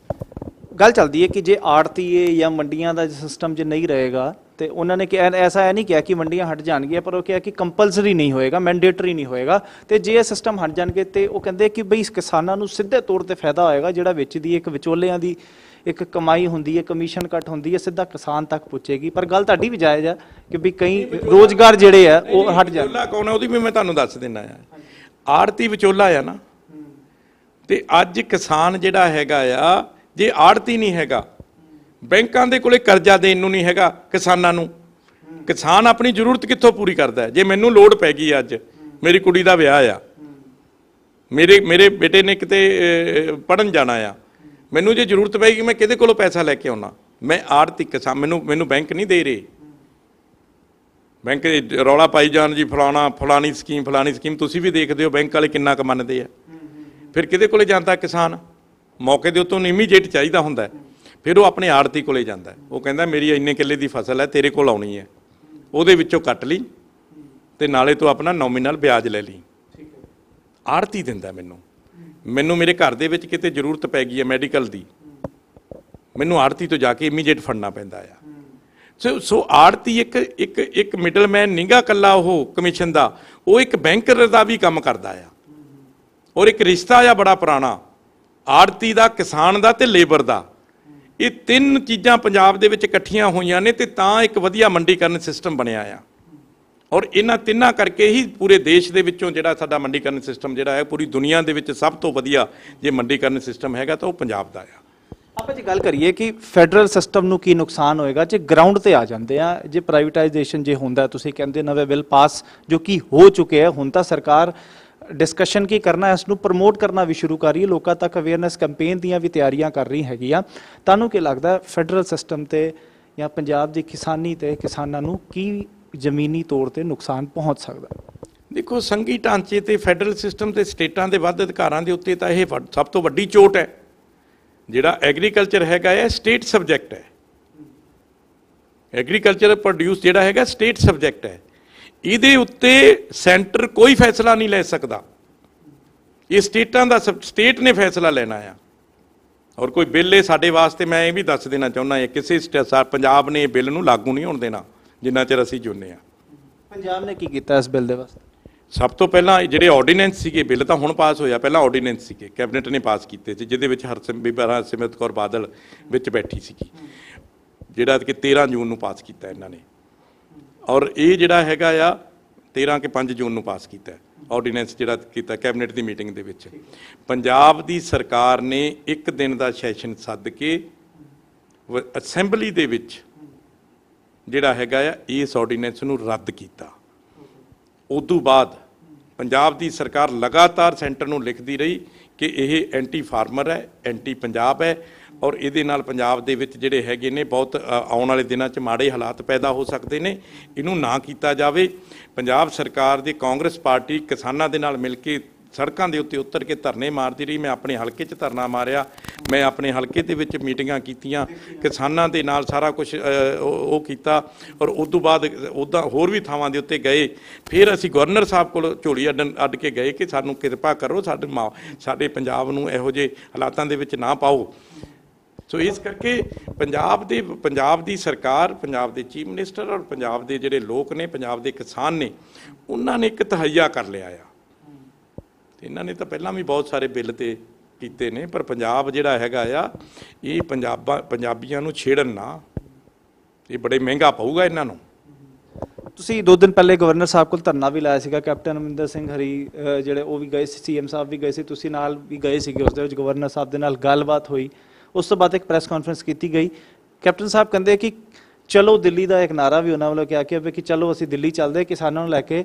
ਤੇ ਕੀ ਐਸੀ ਕੋਈ ਗੱਲ ਸਿਰਫ ਉਹ ਪ੍ਰੈਸ ਕਾਨਫਰੰਸ ਕਹਿ ਦਿੱਤੀ ਗਈ ਜਾਂ ਵਾਕਈ ਤੁਸੀਂ ਕਿਸਾਨਾਂ ਦੇ ਨਾਲ ਖੜ ਕੇ ਕੋਈ ਦਿੱਲੀ ਦੇ ਵਿੱਚ ਧਰਨਾ ਲਗਾਉਣ ਦਾ ਤੁਹਾਡਾ ਵੀ ਏਜੰਡਾ ਹੈਗਾ? ਹੋਰ ਉਸ ਏਜੰਡੇ ਦੇ ਵਿੱਚ ਕੌਣ ਕੀ ਕੈਪਟਨ ਸਾਹਿਬ ਆਪ ਆ ਜਾਣਗੇ ਜਾਂ ਸਿਰਫ ਕਿਸਾਨ ਜਥੇਬੰਦੀਆਂ ਨੂੰ ਹੀ ਅੱਗੇ ਕਰ ਦੇਣਗੇ ਡੰਡੇ ਖਾਣ ਵਾਸਤੇ?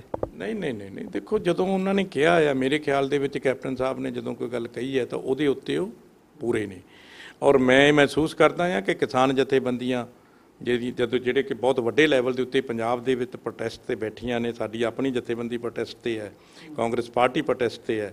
ਔਰ ਇਹਨਾਂ ਨੇ ਇੱਕ ਬਹੁਤ ਇਹ ਜਿਹੜੀ ਹੈਗੀ ਹੈ, ਇਹਨੂੰ ਜਦੋਂ ਵੀ ਕਿਸਾਨ ਜਥੇਬੰਦੀਆਂ ਨੇ ਮੁੱਖ ਮੰਤਰੀ ਨੂੰ ਮਤਲਬ ਇਹ ਆਵਾਜ਼ ਦਿੱਤੀ ਕਿ ਦਿੱਲੀ ਨੂੰ ਜਾਣਾ ਆ ਜਾਂ ਦਿੱਲੀ ਵੱਲ ਨੂੰ ਕੂਚ ਕਰਨਾ ਆ, ਇਹ ਜਿਹੜਾ ਵੀ ਪ੍ਰੋਗਰਾਮ ਬਣੂਗਾ ਸਰਕਾਰ, ਮੁੱਖ ਮੰਤਰੀ ਸਾਹਿਬ ਦਾ ਤੇ ਕਿਸਾਨ ਜਥੇਬੰਦੀਆਂ ਦੇ, ਉਹਦੇ 'ਤੇ ਪੂਰੇ ਫੁੱਲ ਚੜਾਵਾਂਗੇ। ਔਰ ਕਿਸੇ ਤਰ੍ਹਾਂ ਦੀ ਵੀ, ਤੁਸੀਂ ਲਾਠੀ ਦੀ ਗੱਲ ਕਰਦੇ ਹੋ, ਜੇਲ੍ਹਾਂ ਦੀ ਗੱਲ ਕਰਦੇ ਹੋ, ਕਿਸੇ ਤਰ੍ਹਾਂ ਦੀ ਕੁਰਬਾਨੀ ਦੇਣੀ ਪਈ ਪੰਜਾਬ ਦੇ ਕਿਸਾਨ ਦੇ ਹਿੱਤ ਦੇ ਵਿੱਚ, ਪੰਜਾਬ ਦੀ ਆਰਥਿਕਤਾ ਨੂੰ ਬਚਾਉਣ ਦੇ ਲਈ ਸਾਨੂੰ ਲੋਕਾਂ ਨੇ ਚੁਣਿਆ। ਗੁਰਪ੍ਰੀਤ ਜੀ, ਮੈਂ ਤਾਂ ਇੱਕ ਬਹੁਤ ਛੋਟੇ ਜਿਹੇ 10 ਕਿੱਲੇ ਵਾਲੇ ਕਿਸਾਨ ਦਾ ਬੇਟਾ ਆ। ਮੈਨੂੰ ਦਰਦ ਪਤਾ ਆ, ਮੈਨੂੰ ਪਤਾ ਆ ਕਿ ਸਾਡੀਆਂ ਛੋਟੇ ਪਰਿਵਾਰ ਜਿਹੜੇ ਨੇ ਉਹ ਕਿਵੇਂ ਇਹਦੇ ਤੋਂ ਕਿਵੇਂ ਆਪਣੀ ਉਪਜੀਵਕਾ ਜਿਹੜੀ ਹੈਗੀ ਆ ਕਮਾਉਂਦੇ ਨੇ। 500-700 ਰੁਪਈਆ ਤਾਂ ਕੁਆਂਟਲ ਦੇ ਵਿੱਚ ਉਹ ਸਿਰਫ ਇੱਕ ਮਾਰਜਨ ਆ, ਸਾਰੀ ਲੇਬਰ ਹੀ ਆ ਉਹ ਸਾਡੀ ਆਪਣੀ। ਤੇ ਜੇ ਉਹ ਵੀ ਖੋਹ ਲੈਣਗੇ ਤੇ ਫਿਰ ਸਾਡੇ ਪੱਲੇ ਕੀ ਬਚੂਗਾ? ਇਹਦੇ ਨਾਲੋਂ ਤਾਂ ਫਿਰ ਜਿਹੜੀ ਮਰਜ਼ੀ ਕੁਰਬਾਨੀ ਦੇਣੀ ਪਵੇ ਤੇ ਉਹ ਦੇਣੀ ਪਊਗੀ। ਔਰ ਦੂਜੀ ਗੱਲ ਜਿਹੜੀ ਤੁਸੀਂ ਵੀ ਕਹੀ ਹੈ, ਇਹ ਕਹਿੰਦੇ ਜੀ ਕਾਂਗਰਸ ਪਾਰਟੀ ਕਿਸਾਨਾਂ ਨੂੰ ਜਿਹੜੀ ਹੈਗੀ ਹੈ ਉਹ ਕਰ ਰਹੀ ਹੈ, ਉਹ ਕਿਸਾਨ ਉਹਨਾਂ ਦੇ ਪਿੱਛੇ ਲੱਗੇ ਹੋਏ ਨੇ ਕਾਂਗਰਸ ਪਾਰਟੀ ਦੇ। ਮੈਨੂੰ ਬੜੀ ਹੈਰਾਨੀ ਦੀ ਗੱਲ ਹੈ ਔਰ ਮੈਂ ਇਹ ਨਿੰਦਾਯੋਗ ਸ਼ਬਦ ਜਿਹੜੇ ਹੈਗੇ ਨੇ ਬੀਜੇਪੀ ਦੇ ਤੇ ਅਕਾਲੀ ਦਲ ਦੇ ਨੇ ਕਿ ਕਿਸਾਨ ਤਾਂ ਆਪਣੀ ਸੋਚ ਰੱਖਦੇ ਨੇ। ਗੁਰਪ੍ਰੀਤ ਜੀ, ਕਿਸਾਨਾਂ ਨੇ ਹਮੇਸ਼ਾ ਸੂਬੇ ਦੀਆਂ ਸਰਕਾਰਾਂ ਨੂੰ, ਕੇਂਦਰ ਦੀਆਂ ਸਰਕਾਰਾਂ ਨੂੰ ਆਪਣੀ ਸੋਚ ਦਿੱਤੀ ਹੈ ਕਿ ਕਿਸਾਨ ਦੀ ਬਿਹਤਰੀ ਇੱਦਾਂ ਹੋ ਸਕਦੀ ਹੈ, ਕਿਸਾਨ ਵਾਸਤੇ ਤੁਸੀਂ ਆਹ ਕੰਮ ਕਰੋ। ਅਸੀਂ ਤਾਂ ਉਹਨਾਂ ਦੀ ਸੋਚ ਤੇ ਚੱਲਦੇ ਹਾਂ। ਇਹਦਾ ਮਤਲਬ ਉਹਨਾਂ ਦੀ ਸੋਚ ਨਹੀਂ, ਉਹਨਾਂ ਨੂੰ ਕੀ ਸਮਝਦੇ ਨੇ ਇਹ ਕਿ ਉਹ ਅਨਪੜ੍ਹ ਗਵਾਰ ਨੇ? ਅੱਜ ਜਿਹੜੇ ਇਹਦਾ ਮਤਲਬ ਉਹਨਾਂ ਦੀ ਸੋਚ ਦੇ ਉੱਤੇ ਸਵਾਲੀਆ ਨਿਸ਼ਾਨ ਖੜਾ ਕਰਤਾ ਇਹਨਾਂ ਨੇ। ਇਦੋਂ ਭੈੜੀ ਸੋਚ ਕੀ ਹੋ ਸਕਦੀ ਹੈ? ਜਿਹੜੇ ਕਿਸਾਨ ਲੀਡਰ, ਕਿਸਾਨ ਜਥੇਬੰਦੀਆਂ ਸਾਨੂੰ ਰਸਤਾ ਦਿਖਾਉਂਦੀਆਂ ਨੇ, ਅੱਜ ਉਹਨਾਂ ਨੂੰ ਸਾਡੇ ਪਿੱਛੇ ਲੱਗੂ ਦੱਸਣ ਲੱਗੇ ਨੇ। ਇਦੋਂ ਮਾੜੀ ਜਿਹੜੀ ਹੈਗੀ ਕਿਸਾਨ ਜਥੇਬੰਦੀਆਂ ਤੇ ਕਿਸਾਨ ਲੀਡਰਾਂ ਦੇ ਬਾਰੇ ਦੇ ਵਿੱਚ ਮਾੜੀ ਸ਼ਬਦਾਵਲੀ ਤੇ ਸੋਚ ਨਹੀਂ ਹੋ ਸਕਦੀ। ਤੁਸੀਂ ਕਿ ਸਿਰਫ ਕਾਂਗਰਸ ਦੀ ਜੋ ਪੰਜਾਬ ਟੀਮ ਹੈਗੀ ਹੈ ਕਿ ਕਾਂਗਰਸ ਦੀ ਉਹੀ ਇਸ ਸਿਸਟਮ ਦਾ ਵਿਰੋਧ ਕਰ ਰਹੀ ਹੈ ਜਾਂ ਇਸ ਬਿੱਲ ਦਾ ਵਿਰੋਧ ਕਰ ਰਹੀ ਹੈ? ਕਾਂਗਰਸ ਦੀ ਜਿਹੜੀ AICC ਜਾਂ ਰਾਹੁਲ ਗਾਂਧੀ ਵੀ ਇਸ ਦੇ ਵਿੱਚ ਖੜੇ ਨੇ, ਕਿਉਂਕਿ 2016 ਦੀ ਕਿਸਾਨ ਰੈਲੀ ਤੋਂ ਬਾਅਦ ਉਸ ਤੋਂ ਬਾਅਦ ਕਿਸਾਨੀ ਮੁੱਦੇ ਤੇ ਕੋਈ ਬਹੁਤਾ ਸਟਰੋਂਗ ਪ੍ਰੋਟੈਸਟ ਦਰਜ ਕਰਨ ਦੇ ਨਜ਼ਰ ਨਹੀਂ ਆਇਆ।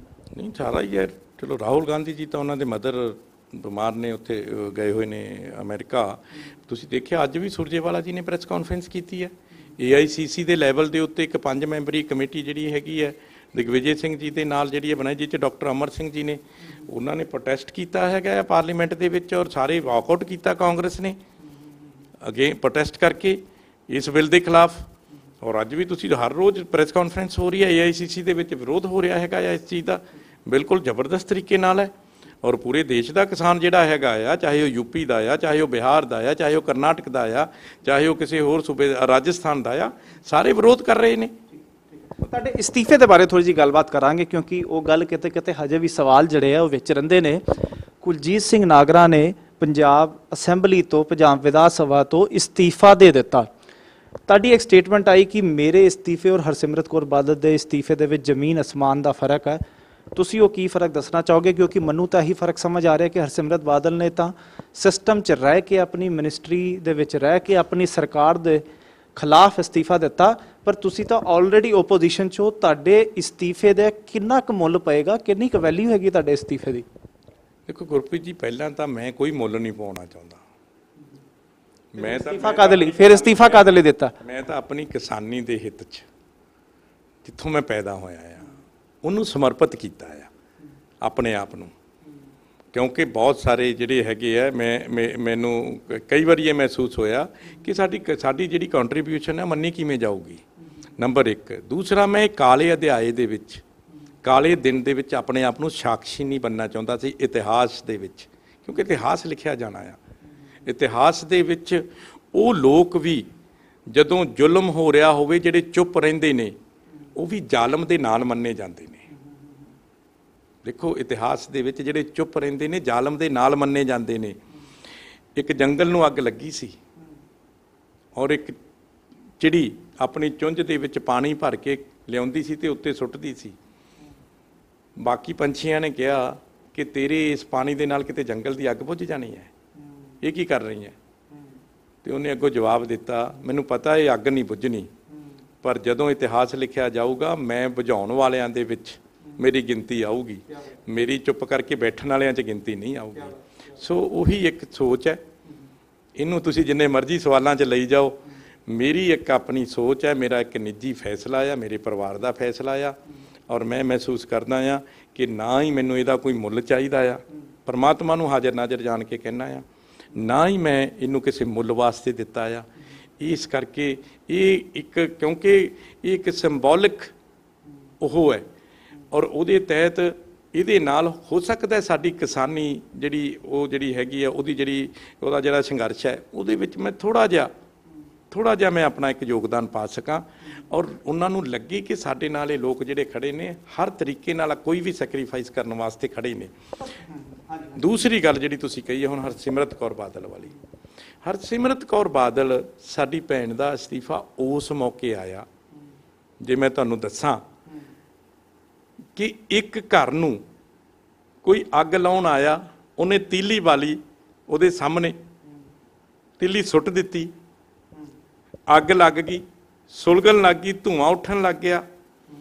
ਤੀਲੀ ਬਾਲਣ ਵੇਲੇ ਵੀ ਚੁੱਪ, ਸੁੱਟਣ ਵੇਲੇ ਵੀ ਚੁੱਪ, ਉਹਦੇ ਸਾਹਮਣੇ ਸੁੱਟੀ ਜਾ ਰਹੀ ਹੈ, ਸੁਲਗਣ ਵੇਲੇ ਵੀ ਚੁੱਪ, ਭਾਂਬੜ ਮਚ ਗਿਆ, ਚੁੱਪ। ਜਦੋਂ ਘਰ ਪੂਰਾ ਜਲ ਗਿਆ ਤੇ ਰੌਲਾ ਪਾਉਣ ਲੱਗ ਗਏ ਵੀ ਅਸੀਂ ਲੁੱਟੇ ਗਏ, ਅਸੀਂ ਲੁੱਟੇ ਗਏ, ਅਸੀਂ ਲੁੱਟੇ ਗਏ। ਉਹ ਲੋਕੋ, ਇਹ ਹਰਸਿਮਰਤ ਨੇ ਕੀਤਾ ਹੈ। ਜਿੱਦਣ ਜੂਨ ਮਹੀਨੇ ਦੇ ਵਿੱਚ ਕੈਬਨਿਟ ਦੀ ਮੀਟਿੰਗ ਸੀਗੀ, ਔਰ ਜਦੋਂ ਕੈਬਨਿਟ ਦੀ ਮੀਟਿੰਗ ਹੁੰਦੀ ਜਿਹਦੇ 'ਚ ਆਰਡੀਨੈਂਸ ਪਾਸ ਹੋਇਆ, ਉਸ ਕੈਬਨਿਟ ਦੀ ਮੀਟਿੰਗ ਦਾ ਏਜੰਡਾ 1 ਜਾਂ 2 ਦਿਨ ਪਹਿਲਾਂ ਹਰਸਿਮਰਤ ਕੌਰ ਬਾਦਲ ਦੇ ਕੋਲ ਪਹੁੰਚ ਗਿਆ ਹੋਊਗਾ। ਬਹੁਤ ਪੜ੍ਹੀ ਲਿਖੀ ਹੈ ਸਾਡੀ ਭੈਣ, ਫੂਡ ਪ੍ਰੋਸੈਸਿੰਗ ਮਿਨਿਸਟਰੀ, ਹਾਂ ਫੂਡ ਪ੍ਰੋਸੈਸਿੰਗ ਮਿਨਿਸਟਰੀ ਹੈ, ਔਰ ਫੂਡ ਡਿਪਾਰਟਮੈਂਟ ਵੀ ਹੈ ਇਹਦੇ 'ਚ ਇਨਵੋਲਵ, ਤੇ ਇਹਦੇ ਕੋਲੇ ਏਜੰਡਾ ਵੀ ਪਹੁੰਚ ਗਿਆ ਹੋਊਗਾ। ਬਹੁਤ ਭੈਣ ਸਾਡੀ ਪੜ੍ਹੀ ਲਿਖੀ ਹੈ, ਮੇਰੇ ਤੋਂ ਤਾਂ ਜ਼ਿਆਦਾ ਪੜ੍ਹੀ ਲਿਖੀ ਹੈ, ਬਹੁਤ ਸੋਹਣੀ ਅੰਗਰੇਜ਼ੀ ਵੀ ਬੋਲਦੀ ਹੈ, ਬਹੁਤ ਸੋਹਣੀ ਹਿੰਦੀ ਵੀ ਬੋਲਦੀ ਹੈ, ਬਹੁਤ ਸੋਹਣੀ ਪੰਜਾਬੀ ਵੀ ਬੋਲਦੀ ਹੈ, ਤੇ ਉਹਨੇ ਪੜ੍ਹਿਆ ਵੀ ਹੋਊਗਾ, ਉਹਨੂੰ ਚਾਹੇ ਉਹ ਹਿੰਦੀ 'ਚ ਹੋਵੇ ਜਾਂ ਅੰਗਰੇਜ਼ੀ 'ਚ ਹੋਵੇ, ਸਮਝ ਵੀ ਆਇਆ ਹੋਊਗਾ ਉਹਨੂੰ। ਤੇ ਜਦੋਂ ਉਹ ਮੀਟਿੰਗ ਦੇ ਵਿੱਚ ਬੈਠੀ ਸੀਗੀ, ਉਹਨੇ ਕਿਹੜਾ ਵਿਰੋਧ ਦਰਜ ਕਰਾਇਆ, ਕਿਹੜਾ ਡਾਈਸੈਂਟ ਨੋਟ ਹੈ ਉਹਦਾ ਉਸ ਮੀਟਿੰਗ ਦਾ। ਉਹ ਤੇ ਕਹਿੰਦੇ ਕਿ ਵੀ ਹਾਂਜੀ ਹਾਂਜੀ, ਉਹ ਤੇ ਕਹਿੰਦੇ ਮੈਂ ਵਿੱਚ ਜਿਹੜਾ ਇੰਟਰਨਲੀ ਤੌਰ ਤੇ ਕਰਾਂਦੀ ਰਹੀ। ਮੈਂ ਜਦੋਂ ਇਹਦੇ 'ਚ ਇੱਕ ਡਾਈਸੈਂਟ ਨੋਟ ਹੁੰਦਾ ਆ, ਲੋਕਾਂ ਨੂੰ ਦੱਸੋ ਚੈਨਲ ਦੇ ਥਰੂ, ਜੇ ਉਹਨੇ ਉੱਥੇ ਵਿਰੋਧ ਕੀਤਾ ਸੀ, ਡਾਈਸੈਂਟ ਨੋਟ ਲਿਖਣਾ ਪੈਂਦਾ ਆ ਜਦੋਂ ਆਪਾਂ ਮੀਟਿੰਗ ਦੇ ਵਿੱਚ ਹੁੰਨੇ ਆ। ਉਹ ਡਾਈਸੈਂਟ ਨੋਟ ਕਿੱਥੇ ਹੈ, ਨੰਬਰ 1। ਨੰਬਰ 2, ਜਦੋਂ ਉਹਨੂੰ ਪਤਾ ਲੱਗ ਗਿਆ ਸੀਗਾ ਕਿ ਮੈਂ ਡਾਈਸੈਂਟ ਨੋਟ ਲਿਖ ਦਿੱਤਾ ਆ ਔਰ ਮੇਰੀ ਇੱਥੇ ਗੱਲ ਨਹੀਂ ਮੰਨੀ ਗਈ, ਇਹ ਮੇਰੇ ਕਿਸਾਨ, ਜਿਹੜੀ ਕਹਿ ਰਹੀ ਹੈ ਮੈਂ ਧੀ ਹੈ ਤੇ ਭੈਣ ਹੈ, ਵੀ ਮੇਰੇ ਕਿਸਾਨ ਭਰਾਵਾਂ ਤੇ ਮੇਰੇ ਪਿਓਆਂ ਦੇ ਖਿਲਾਫ ਜਿਹੜਾ ਇਹ ਕਾਨੂੰਨ ਹੈਗਾ ਬਣਨ ਜਾ ਰਿਹਾ ਹੈਗਾ, ਆਰਡੀਨੈਂਸ ਜਿਹੜਾ ਲੈ ਕੇ ਆਏ ਨੇ, ਮੈਂ ਇਹ ਰੌਲਾ ਪਾਉਂਦੀ ਉਦੋਂ ਕਿ ਆਹ ਵੇਖੋ ਮਰ ਜਾਾਂਗੇ ਭਰਾਓ, ਆਪਾਂ ਬਰਬਾਦ ਹੋ ਜਾਾਂਗੇ, ਔਰ ਮੈਂ ਇਹਦੇ ਨਾਲ ਨਹੀਂ ਗਈ, ਤੇ ਇਸ ਕਰਕੇ ਮੈਂ ਅੱਜ ਹੀ ਆਪਣੇ ਅਹੁਦੇ ਤੋਂ, ਆਪਣੀ ਮਿਨਿਸਟਰੀ ਤੋਂ ਅਸਤੀਫਾ ਦਿੰਨੀ ਹੈ। ਚੁੱਪ ਕਰਕੇ ਬੈਠੀ ਰਹੀ। ਇੱਥੇ ਹੀ ਨਹੀਂ, 15 ਜੂਨ ਦੀ ਵੀਡੀਓ ਚੱਲ ਰਹੀ ਹੈ ਅੱਜ ਕੱਲ੍ਹ ਸੋਸ਼ਲ ਮੀਡੀਆ ਤੇ। 15 ਜੂਨ ਦੀ ਕਿਹੜੀ ਮੀਟਿੰਗ ਸੀਗੀ? ਆਲ ਪਾਰਟੀ ਮੀਟਿੰਗ ਸੱਦੀ ਕੈਪਟਨ ਅਮਰਿੰਦਰ ਸਿੰਘ ਜੀ ਨੇ ਆਰਡੀਨੈਂਸਿਸ ਨੂੰ ਲੈ ਕੇ, ਤੇ ਸੁਖਬੀਰ ਸਿੰਘ ਬਾਦਲ ਉਸ ਮੀਟਿੰਗ ਦੇ ਵਿੱਚ ਕੀ ਬੋਲ ਰਹੇ ਨੇ, ਆਹ ਦੇਖੋ ਜੀ ਮੈਂ ਇੱਕ ਇੱਕ ਅੱਖਰ ਪੜ੍ਹ ਲਿਆ ਆਰਡੀਨੈਂਸ ਦਾ, ਦੇਖ ਲਈ ਨਾ ਤੁਸੀਂ ਉਹ ਵੀ ਇੱਕ ਇੱਕ ਅੱਖਰ ਪੜ੍ਹ ਲਿਆ, ਇਹਦੇ ਵਿੱਚ ਮੈਨੂੰ ਕੋਈ ਇਹੋ ਜਿਹੀ ਗੱਲ ਨਹੀਂ ਲੱਗਦੀ ਜਿਹੜੀ ਕਿ ਕਿਸਾਨ ਵਿਰੋਧੀ ਹੈ, MSP ਵਿਰੋਧੀ ਹੈ। ਔਰ ਇਹ ਤਾਂ ਤੁਸੀਂ ਮਤਲਬ ਦੇਖੋ, ਮੈਂ ਇਹਨੂੰ ਪੜ੍ਹੋ, ਪੱਤਰਕਾਰਾਂ ਨੇ ਸਵਾਲ ਕੀਤੇ, ਉਹਨੇ ਕਿਹਾ ਇਹ ਬਹੁਤ ਵਧੀਆ ਆ, ਉੱਥੇ ਵੀ ਚਲੇਗੀ ਗੱਲ। ਉਦੋਂ ਬਾਅਦ ਫਿਰ ਇਹਨੇ ਇੱਕ ਕਿਹਾ, ਤੋਮਰ ਜਿਹੜਾ ਮੰਤਰੀ ਹੈਗਾ, ਕ੍ਰਿਸ਼ੀ ਮੰਤਰੀ ਹੈ ਭਾਰਤ ਸਰਕਾਰ ਦਾ, ਫਿਰ ਉਹਦੀ ਚਿੱਠੀ ਆਪਣੇ ਟਵਿੱਟਰ ਤੇ ਤੁਹਾਡੇ ਕੋਲ ਭੇਜੀ ਕਿ ਦੇਖੋ ਜੀ ਉਹਨਾਂ ਨੇ ਕਹਿਤਾ ਕਿ ਬਹੁਤ ਵਧੀਆ ਆ। ਇਹਨਾਂ ਦੇ ਸਾਰੇ ਲੀਡਰ ਜਿਹੜੇ ਨੇ ਉਹਨੂੰ ਵਧੀਆ ਕਹਿਣੇ ਸ਼ੁਰੂ ਕਰਤਾ, ਸੁਖਬੀਰ ਦੇ ਪਿੱਛੇ ਲੱਗੇ ਹੋ ਗਏ। ਤੇ ਉਦੋਂ ਬਾਅਦ ਫਿਰ ਆਖਰੀ ਇਹਨੇ ਕੀ ਕੀਤਾ ਕਿ ਜਿਹੜਾ ਕਿਸਾਨਾਂ ਦਾ ਆਪਣੇ ਆਪ ਨੂੰ ਕਿਸੇ ਵੇਲੇ ਮਸੀਹਾ ਕਿਹਾ ਕਰਦੇ ਸੀਗੇ ਵੱਡੇ ਸਰਦਾਰ ਪ੍ਰਕਾਸ਼ ਸਿੰਘ ਬਾਦਲ, ਉਹਨਾਂ ਦੇ ਮੂੰਹ ਦੇ ਉੱਤੋਂ ਫਿਰ ਇਸ ਆਰਡੀਨੈਂਸ ਦੀ ਪ੍ਰਸ਼ੰਸਾ ਕਰਵਾਈ। ਅਜੇ ਤਾਂ 8 ਦਿਨ ਹੋਏ ਨੇ, 8-9 ਦਿਨ ਹੋਏ ਨੇ। ਤੇ ਉਦੋਂ ਬਾਅਦ ਕੀ ਹੋਇਆ, ਜਦੋਂ ਪੰਜਾਬ ਦੇ ਲੋਕਾਂ ਨੇ, ਪੰਜਾਬ ਦੇ ਕਿਸਾਨਾਂ ਨੇ, ਪੰਜਾਬ ਦੀਆਂ ਕਿਸਾਨ ਜਥੇਬੰਦੀਆਂ ਨੇ ਤੇ ਹੋਰ ਜਥੇਬੰਦੀਆਂ ਨੇ ਸੜਕਾਂ ਤੇ ਆ ਕੇ ਪ੍ਰੋਟੈਸਟ ਕੀਤਾ, ਘਰ ਇਹਨਾਂ ਦੇ ਰੋਕ ਦਿੱਤੇ, ਇਹਨਾਂ ਦੇ ਘਰਾਂ ਨੂੰ ਬੰਦ ਕਰ ਦਿੱਤਾ ਔਰ ਇਹ ਐਲਾਨ ਕਰ ਦਿੱਤਾ ਕਿ ਤੁਹਾਨੂੰ ਕਿਸੇ ਲੀਡਰ ਨੂੰ ਪਿੰਡਾਂ 'ਚ ਨਹੀਂ ਵੜਨ ਦੇਵਾਂਗੇ, ਤੁਹਾਨੂੰ ਪੰਜਾਬ 'ਚ ਨਹੀਂ ਵੜਨ ਦੇਵਾਂਗੇ ਔਰ ਇੱਥੋਂ ਤੱਕ ਕਿ ਤੁਹਾਨੂੰ ਘਰਾਂ 'ਚ ਨਹੀਂ ਵੜਨ ਦੇਵਾਂਗੇ। ਜਦੋਂ ਇੱਕ ਤਾਂ ਇਹਨਾਂ ਨੂੰ ਉਹਨਾਂ ਨੇ ਦੇਤਾ ਔਰ ਉੱਥੇ ਬੈਠ ਕੇ ਜਾ ਕੇ ਲੰਬੀ ਤੇ ਬਠਿੰਡੇ, ਦੂਸਰਾ ਇਹਨਾਂ ਦੀ ਆਪਣੀ ਪਾਰਟੀ ਦੇ ਬਹੁਤ ਵੱਡੇ ਲੈਵਲ ਦੇ ਉੱਤੇ ਲੀਡਰਾਂ ਨੇ ਸੁਖਬੀਰ ਸਿੰਘ ਬਾਦਲ ਨੂੰ ਕਹਿਤਾ ਵੀ ਜੇ ਤੁਸੀਂ ਆਰਡੀਨੈਂਸ ਦਾ ਜੋ ਪੰਜਾਬ ਦੇ ਹਾਲਾਤ ਨੇ ਉਹਦੇ ਮੁਤਾਬਕ ਵਿਰੋਧ ਨਾ ਕੀਤਾ ਤਾਂ ਤੁਹਾਨੂੰ ਅਸੀਂ ਛੱਡ ਕੇ ਚਲੇ ਜਾਵਾਂਗੇ। ਦਬਾਅ ਦੇ ਥੱਲੇ, ਡਰ ਦੇ ਥੱਲੇ, ਸਹਿਮ ਦੇ ਥੱਲੇ ਇਹ ਅਸਤੀਫਾ ਹੋਇਆ ਆ। ਔਰ ਜਦੋਂ ਅਸਤੀਫਾ ਦੇ ਕੇ ਸਾਡੀ ਭੈਣ ਬਾਹਰ ਨਿਕਲੀ ਹੈ, ਉਹਨੇ ਕੀ ਕਿਹਾ ਭਲਾ ਤੁਹਾਡੇ ਚੈਨਲਾਂ ਦੇ ਉੱਤੇ, ਮਾੜਾ ਜਿਹਾ ਉਹ ਵੀ ਸੁਣ ਲਓ। ਉਹਨੇ ਆਉਂਦਿਆਂ ਕਿਹਾ ਕਿ ਬਿੱਲ ਤੇ ਚੰਗੇ ਸੀਗੇ, ਬਿੱਲ ਤੇ ਠੀਕ ਸੀਗੇ, ਅਸੀਂ ਕਿਸਾਨਾਂ ਨੂੰ ਸਮਝਾ ਨਹੀਂ ਸਕੇ, ਇਸ ਕਰਕੇ ਮੈਨੂੰ ਜਿਹੜਾ ਹੈਗਾ ਆ ਕਿਸਾਨਾਂ ਨੂੰ ਅਸੀਂ ਸਮਝਾ ਨਹੀਂ ਸਕੇ ਵੀ ਬਿੱਲ ਤੇ ਠੀਕ ਸੀ, ਆਰਡੀਨੈਂਸ ਤਾਂ ਠੀਕ ਸੀ, ਹੱਕ 'ਚ ਸੀਗੇ, ਪਰ ਅਸੀਂ ਕਿਸਾਨਾਂ ਨੂੰ ਸਮਝਾ ਨਹੀਂ ਸਕੇ ਤੇ ਇਸ ਕਰਕੇ ਮੈਨੂੰ ਅਸਤੀਫਾ ਦੇਣਾ ਪਿਆ। ਇਹਦਾ ਮਤਲਬ ਅਜੇ ਵੀ ਉਹਨਾਂ ਦੇ ਮਨ ਦੇ ਵਿੱਚ ਆਰਡੀਨੈਂਸ ਦੇ ਪ੍ਰਤੀ ਚੰਗਾ ਆ। ਇਹ ਦਬਾਅ ਦੇ ਥੱਲੇ ਜਿਹੜੇ ਅਸਤੀਫੇ ਹੋਏ ਨੇ ਇਹ ਉਦੋਂ ਦਿੱਤਾ ਜਦੋਂ ਘਰ ਤਾਂ ਉੱਜੜ ਗਿਆ, ਬਿੱਲ ਤਾਂ ਪਾਸ ਹੋ ਗਿਆ, ਫਿਰ ਕਾਹਦੇ ਵਾਸਤੇ ਦੇਣਾ ਸੀ, ਪਹਿਲਾਂ ਦਿੰਦੇ ਨਾ। ਤੁਹਾਡਾ ਘਰ ਉੱਜੜ ਗਿਆ, ਲੁੱਟ ਗਿਆ, ਤੇ ਉਦੋਂ ਬਾਅਦ ਕਾਹਦੇ ਵਾਸਤੇ ਰੋਣ ਬੈਠੇ ਹੋ? ਪਹਿਲਾਂ ਤਾਂ ਲੜਾਈ ਲੜੀ ਨਹੀਂ, ਤੁਹਾਡੇ ਕੋਲ ਹਥਿਆਰ ਸੀਗੇ, ਲੜਾਈ ਲੜਦੇ। ਹੋ ਸਕਦਾ ਜੇ ਇਹਨਾਂ ਨੇ ਲੜਾਈ ਲੜੀ ਹੁੰਦੀ ਅੱਜ ਪੰਜਾਬ ਦੇ ਖਿਲਾਫ, ਪੰਜਾਬ ਦੀ ਕਿਸਾਨੀ ਦੇ ਖਿਲਾਫ ਇਹ ਬਿੱਲ ਪਾਸ ਨਾ ਹੁੰਦੇ। ਹਰਸਿਮਰਤ ਬਾਦਲ ਨੇ ਇਸਤੀਫਾ ਦਿੱਤਾ, ਪਹਿਲੋਂ ਦਿੱਤਾ, ਬਾਅਦ ਚੋਂ ਦਿੱਤਾ, ਠੀਕ ਹੈ, ਤੁਹਾਡੀ ਗੱਲ ਉਹਦੇ ਵਿੱਚ ਤੁਹਾਡੀ ਰਾਏ ਹੋ ਸਕਦੀ ਹੈ, ਪਰ ਦਿੱਤਾ ਉਹਨਾਂ ਨੇ ਆਪਣੀ ਮੌਜੂਦਾ ਸਰਕਾਰ ਦੇ ਖਿਲਾਫ ਹੈ। ਪਰ ਹਾਲਾਤਾਂ 'ਚ ਦਿੱਤਾ, ਗੁਰਪ੍ਰੀਤ ਜੀ ਬੜੀ ਗੱਲ ਦੇਖੋ, ਇੱਕ ਏਦਾਂ ਨਾ ਕਰੋ ਪਹਿਲਾਂ ਦਿੱਤਾ ਜਾਂ ਬਾਅਦ 'ਚ ਦਿੱਤਾ, ਬੜਾ ਫਰਕ ਹੈ। ਮੇਰੇ ਘਰ ਨੂੰ ਲੁੱਟਣ ਆ ਰਿਹਾ, ਮੇਰੀ ਗੱਲ ਸੁਣੋ, ਮੇਰੇ ਘਰ ਨੂੰ ਲੁੱਟਣ ਆ ਰਿਹਾ, ਮੇਰੇ ਕੋਲੇ ਮੈਂ ਉੱਥੇ ਬੈਠਾ ਆ ਉਹਦੀ ਰਾਖੀ ਕਰਨ ਵਾਸਤੇ। ਸਾਡੇ ਪ੍ਰਤੀਨਿਧੀ ਸੀ ਨਾ ਹਰਸਿਮਰਤ ਕੌਰ ਬਾਦਲ ਉੱਥੇ ਕੈਬਨਿਟ ਦੇ ਵਿੱਚ ਪੰਜਾਬ ਦੇ, ਮੈਂ ਉੱਥੇ ਰਾਖੀ ਕਰਨ ਲਈ ਬੈਠਾ ਆ। ਮੈਂ ਕੀ ਰੋਲ ਅਦਾ ਕੀਤਾ ਉਦੋਂ? ਤੇ ਜਦੋਂ ਮੇਰਾ ਘਰ ਲੁੱਟਿਆ ਗਿਆ ਤੇ ਮੈਂ ਰੌਲਾ ਪਾਉਣ ਲੱਗ ਜਾ ਕਿ ਮੇਰਾ ਘਰ ਲੁੱਟਿਆ ਗਿਆ, ਲੋਕੋ ਮੇਰਾ ਘਰ ਲੁੱਟਿਆ ਗਿਆ। ਇੱਕ ਬੈਂਕ ਨੂੰ ਜਦੋਂ ਇਦਾਂ ਕੋਈ ਲੁੱਟ ਕੇ ਲੈ ਜੇ ਤਾਂ ਫਿਰ ਜਿਹੜਾ ਉਹਦਾ ਚੌਕੀਦਾਰ ਹੁੰਦਾ ਨਾ, ਪਰਚਾ ਉਹਦੇ ਤੇ ਦਰਜ ਹੋ ਜਾਂਦਾ ਹੁੰਦਾ ਵੀ ਤੇਰੇ ਕੋਲੇ ਬੰਦੂਕ ਸੀਗੀ, ਤੂੰ ਗੋਲੀ ਕਿਉਂ ਨਹੀਂ ਚਲਾਈ, ਤੇਰੇ ਕੋਲੇ ਉਹ ਬੈਲ ਸੀਗੀ ਜਿਹੜੀ ਉਹ ਵੱਜਦੀ ਹੈ ਤੇ ਤੂੰ ਉਹਦਾ ਬਟਨ ਕਿਉਂ ਨਹੀਂ ਦਬਾਇਆ, ਅਲਾਰਮ ਦਾ ਬਟਨ ਕਿਉਂ ਨਹੀਂ ਦਬਾਇਆ, ਤੇਰੇ ਕੋਲੇ ਆਹ ਸਿਸਟਮ ਸੀਗਾ ਜਿਹਦੇ ਨਾਲ ਪੁਲਿਸ ਨੂੰ ਪਤਾ ਲੱਗ ਜਾਣਾ ਸੀ, ਤੂੰ ਉਹ ਕਿਉਂ ਨਹੀਂ ਕੀਤਾ। ਤੇ ਉਹਦੇ ਵਿੱਚ ਪਰਚੇ ਤੇ ਉਹ ਵੀ ਆ ਜਾਂਦਾ ਹੈ, ਚੌਕੀਦਾਰ ਵੀ ਆ ਜਾਂਦਾ। ਇਹ ਚੌਕੀਦਾਰ ਸੀਗੀ ਸਾਡੀ।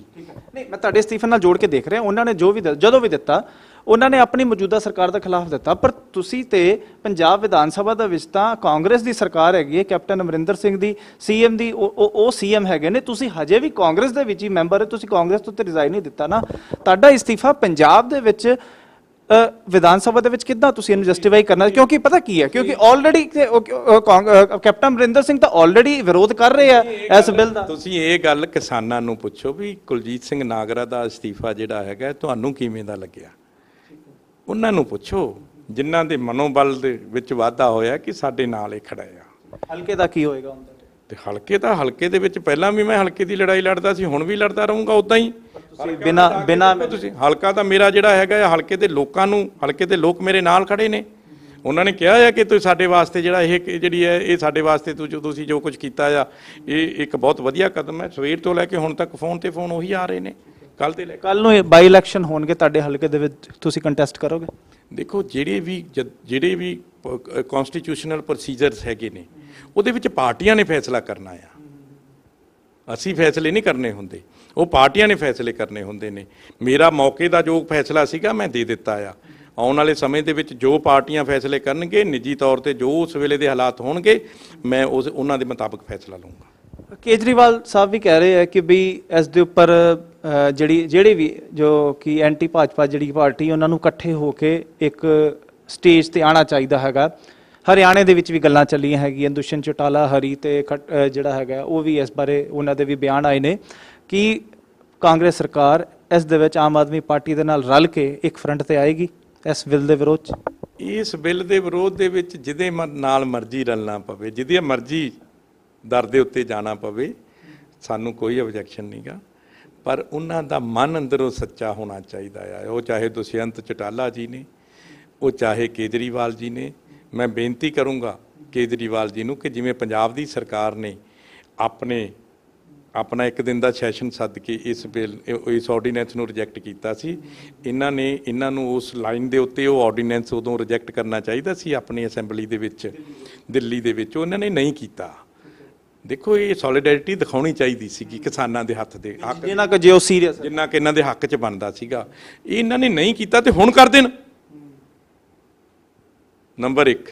ਨੰਬਰ 2, ਜਿੱਥੇ ਵੀ ਕਿਤੇ ਅੱਜ ਤੱਕ ਤਾਂ ਮਤਲਬ ਇਹਨਾਂ ਨੂੰ ਘੱਟੋ ਘੱਟ ਇਹ ਐਲਜੀ ਦੇ ਕੋਲੇ ਜਾ ਕੇ ਪ੍ਰੋਟੈਸਟ ਤੇ ਕਰਨ, ਆਪਣੇ ਐਮਐਲਏ ਨੂੰ ਨਾਲ ਲੈ ਕੇ, ਮੰਤਰੀਆਂ ਨੂੰ ਨਾਲ ਲੈ ਕੇ। ਬਿਆਨਬਾਜ਼ੀ ਜਾਂ ਉਹਦੇ ਉੱਤੇ ਜਿਹੜਾ ਹੈਗਾ ਨਾ, ਹੁਣ ਕੰਮ ਨਹੀਂ ਚੱਲਣਾ ਹੈਗਾ। ਹੁਣ ਤਾਂ ਧਰਾਤਲ ਤੇ ਕੰਮ ਕਰਕੇ ਦਿਖਾਉਣਾ ਪੈਣਾ ਆ। ਕਿਸਾਨ ਹੁਣ ਮੰਨਦੇ ਨਹੀਂ ਗੇ। ਅਸੀਂ ਉਹਨਾਂ ਦੀਆਂ ਰੈਲੀਆਂ 'ਚ, ਉਹਨਾਂ ਦੇ ਧਰਨਿਆਂ 'ਚ ਜਾਂਦੇ ਹਾਂ, ਉਹ ਕਹਿੰਦੇ ਆ ਤੁਸੀਂ ਲੀਡਰ ਹੋ, ਤੁਸੀਂ ਸਾਡੀਆਂ ਸਟੇਜਾਂ ਤੇ ਆ ਕੇ ਸਪੀਚਾਂ ਕਰਕੇ ਚਲੇ ਜਾਂਦੇ ਹੋ, ਤੁਹਾਡੇ ਕੋਲੇ ਸਾਰੇ ਸਹੂਲਤਾਂ ਨੇ, ਤੁਸੀਂ ਸਾਰਾ ਕੁਝ ਮਾਣਦੇ ਹੋ ਸਹੂਲਤਾਂ, ਔਰ ਤੁਸੀਂ ਦੱਸੋ ਕੀ ਕਰਦੇ ਹੋ ਸਾਡੇ ਲਈ? ਸਟੇਜਾਂ ਸਾਡੀਆਂ, ਮਾਈਕ ਸਾਡੇ, ਔਰ ਤੁਸੀਂ ਆ ਕੇ ਭਾਸ਼ਣ ਦੇ ਕੇ ਚਲੇ ਜਾਓ। ਇੱਦਾਂ ਨਹੀਂ ਕੰਮ ਚੱਲਣਾ ਹੈਗਾ। ਕੁਝ ਸਾਡੇ ਲਈ ਕਰਕੇ ਦਿਖਾਓ, ਕਰਕੇ ਦਿਖਾਉਣਾ ਪਊਗਾ। ਤੁਸੀਂ ਜਿਹੜਾ ਮੈਨੂੰ ਵੀ ਪੁੱਛ ਰਹੇ ਹੋ ਨਾ, ਉਹਦੇ ਪਿੱਛੇ ਜਿਹੜਾ ਹੈਗਾ ਆ ਇੱਕ ਬਹੁਤ ਵੱਡੇ ਕਾਰਨ ਨੇ।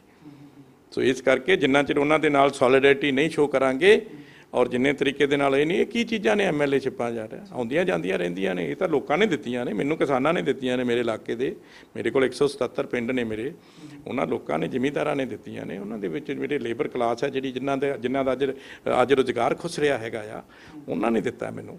ਸੋ ਇਸ ਕਰਕੇ ਸਾਰੀ ਪੰਜਾਬ ਦੀ ਆਰਥਿਕਤਾ ਸਾਡੀ ਕਿਸਾਨੀ ਦੇ ਉੱਤੇ ਬੇਸਡ ਹੈ। ਸਾਡੇ ਸ਼ਹਿਰਾਂ ਦੀਆਂ ਦੁਕਾਨਾਂ ਦੇ ਉੱਤੇ ਤਾਂ ਹੀ ਕੋਈ ਸਮਾਨ ਵਿਕੂਗਾ ਜੇ ਕਿਸਾਨ ਦੀ ਜੇਬ 'ਚ ਪੈਸਾ ਆਊਗਾ। ਤੇ ਜੇ ਕਿਸਾਨ ਬਰਬਾਦ ਹੋ ਗਿਆ ਤੇ ਵੈਸੇ ਸਾਰਾ ਦੁਕਾਨਦਾਰ ਵੀ ਬਰਬਾਦ ਹੋ ਗਿਆ ਨਾਲ ਦੀ ਨਾਲ। ਸੋ ਇਸ ਕਰਕੇ ਇਹਦੇ ਵਾਸਤੇ ਕੰਕਰੀਟ ਪ੍ਰੋਗਰਾਮ ਲੈ ਕੇ ਆਉਣਾ ਪਊਗਾ। ਔਰ ਬਿਲਕੁਲ ਬੜੀ ਵਧੀਆ ਗੱਲ ਹੈਗੀ ਆ, ਜੇ ਸਾਰੇ ਇਕੱਠੇ ਹੋਣਗੇ, ਮੈਂ ਤਾਂ ਕਹਿੰਦਾ ਸਾਰੀਆਂ ਸਟੇਟਾਂ ਇਕੱਠੀਆਂ ਹੋਣ, ਔਰ ਇਸ ਮੋਦੀ ਦਾ ਜਿਹੜਾ ਇਹ ਬਿਜ਼ਨਸਮੈਨ ਕਮਿਊਨਿਟੀ ਹੈ, ਔਰ ਇਹਦੇ ਖਿਲਾਫ ਇਹ ਸ਼ਾਹੂਕਾਰਾਂ ਦੇ ਹਵਾਲੇ ਜਿਹੜਾ ਕਿਸਾਨਾਂ ਨੂੰ ਕਰਨਾ ਚਾਹੁੰਦੇ ਨੇ, ਇਹਨੂੰ ਬੈਕਫੁੱਟ ਤੇ ਲੈ ਕੇ ਜਾਣਾ ਪਊਗਾ।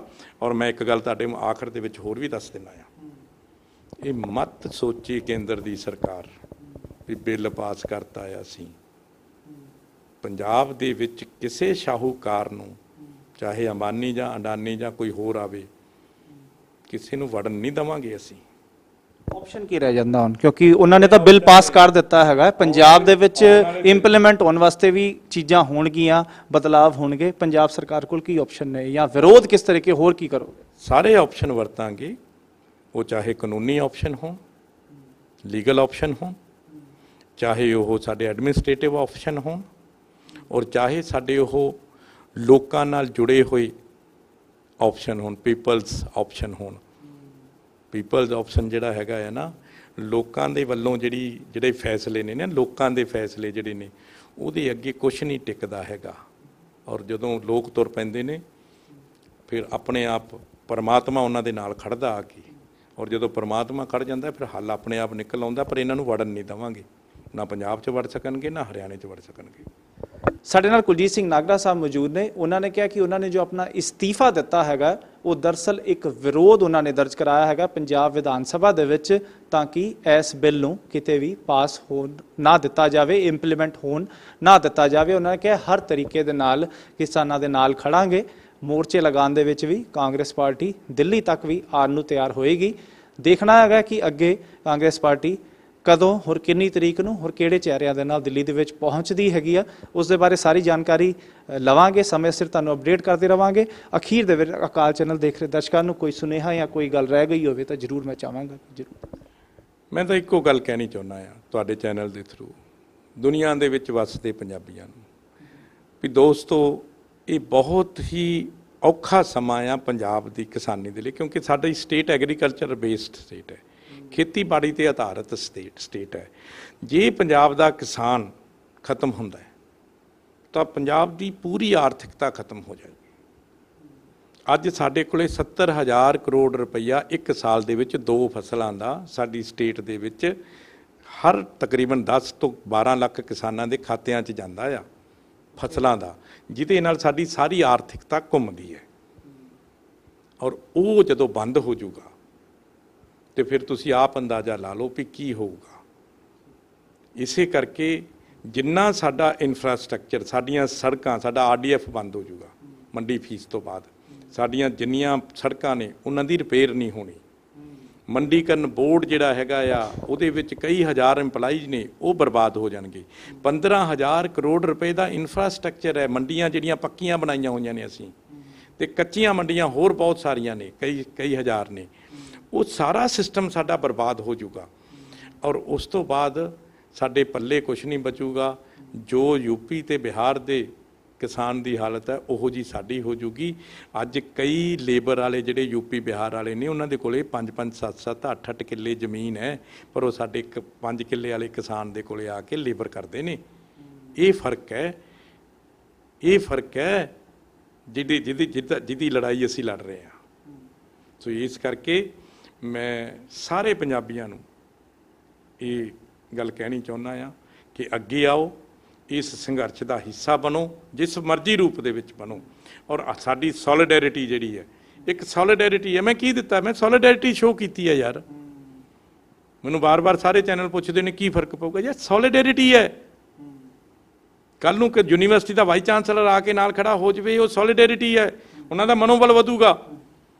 ਕੱਲ੍ਹ ਨੂੰ ਕੋਈ NRI ਸਾਡਾ ਭਰਾ ਆ ਕੇ ਨਾਲ ਖੜਾ ਹੋ ਜਾਏ ਕਿ ਮੈਂ ਆਪਣੇ ਕਿਸਾਨਾਂ ਨੂੰ ਮਰਨ ਨਹੀਂ ਦਊਂਗਾ, ਇਹੀ ਸੋਲੀਡੈਰਿਟੀ ਹੈ ਸਾਡੀ ਉਹਨਾਂ ਦੇ ਨਾਲ, ਜਿਹੜੇ ਅੱਜ ਆਪਣਾ ਸੰਘਰਸ਼ ਰੰਭਿਆ ਹੋਇਆ ਆ।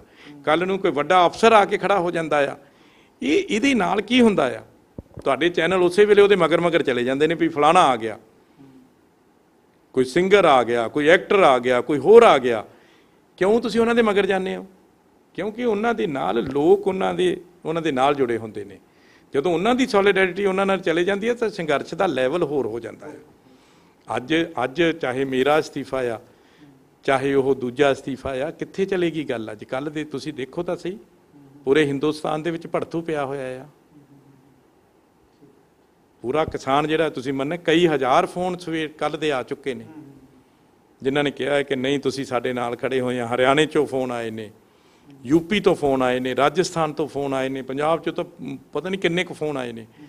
ਔਰ ਕਿੰਨੇ ਫੇਸਬੁੱਕ ਦੇ ਉੱਤੇ, ਟਵਿੱਟਰ ਦੇ ਉੱਤੇ, ਦੂਜੇ ਥਾਵਾਂ ਦੇ ਉੱਤੇ, WhatsApp ਦੇ ਉੱਤੇ, ਮਤਲਬ ਜਿਹੜਾ ਹੈਗਾ ਆ ਆਪਣਾ। ਸੋ ਇਸ ਕਰਕੇ ਸਾਡਾ ਇਸ ਵੇਲੇ ਸਾਡੀ ਜਿਹੜੀ ਲੋੜ ਹੈਗੀ ਹੈ, ਉਹ ਸੰਘਰਸ਼ ਨੂੰ ਤਗੜਾ ਕਰਨ ਦੀ ਲੋੜ ਹੈ। ਉਹਦੇ ਵਾਸਤੇ ਕੋਈ ਕੁਰਬਾਨੀ ਕਰਨੀ ਪਵੇ। ਸੰਗਤ ਜੀ, ਐਸਨ ਸਾਡੇ ਨਾਲ ਕੁਲਜੀਤ ਸਿੰਘ ਨਾਗਰਾ ਸਾਹਿਬ, ਬਹੁਤ ਬਹੁਤ ਧੰਨਵਾਦ ਕਰਦੇ ਹਾਂ। ਦੇਖਦੇ ਰਹੋ ਅਕਾਲ ਚੈਨਲ। ਵਾਹਿਗੁਰੂ ਜੀ ਕਾ ਖਾਲਸਾ, ਵਾਹਿਗੁਰੂ ਜੀ ਕੀ ਫਤਿਹ। ਅਕਾਲ ਚੈਨਲ ਨੂੰ ਸਬਸਕ੍ਰਾਈਬ ਕਰੋ। ਨਵੀਂ ਵੀਡੀਓਜ਼ ਦੀ ਨੋਟੀਫਿਕੇਸ਼ਨ ਦੇ ਲਈ ਬੈਲ ਆਈਕਨ ਨੂੰ ਕਲਿੱਕ ਕਰਨਾ ਨਾ ਭੁੱਲਣਾ।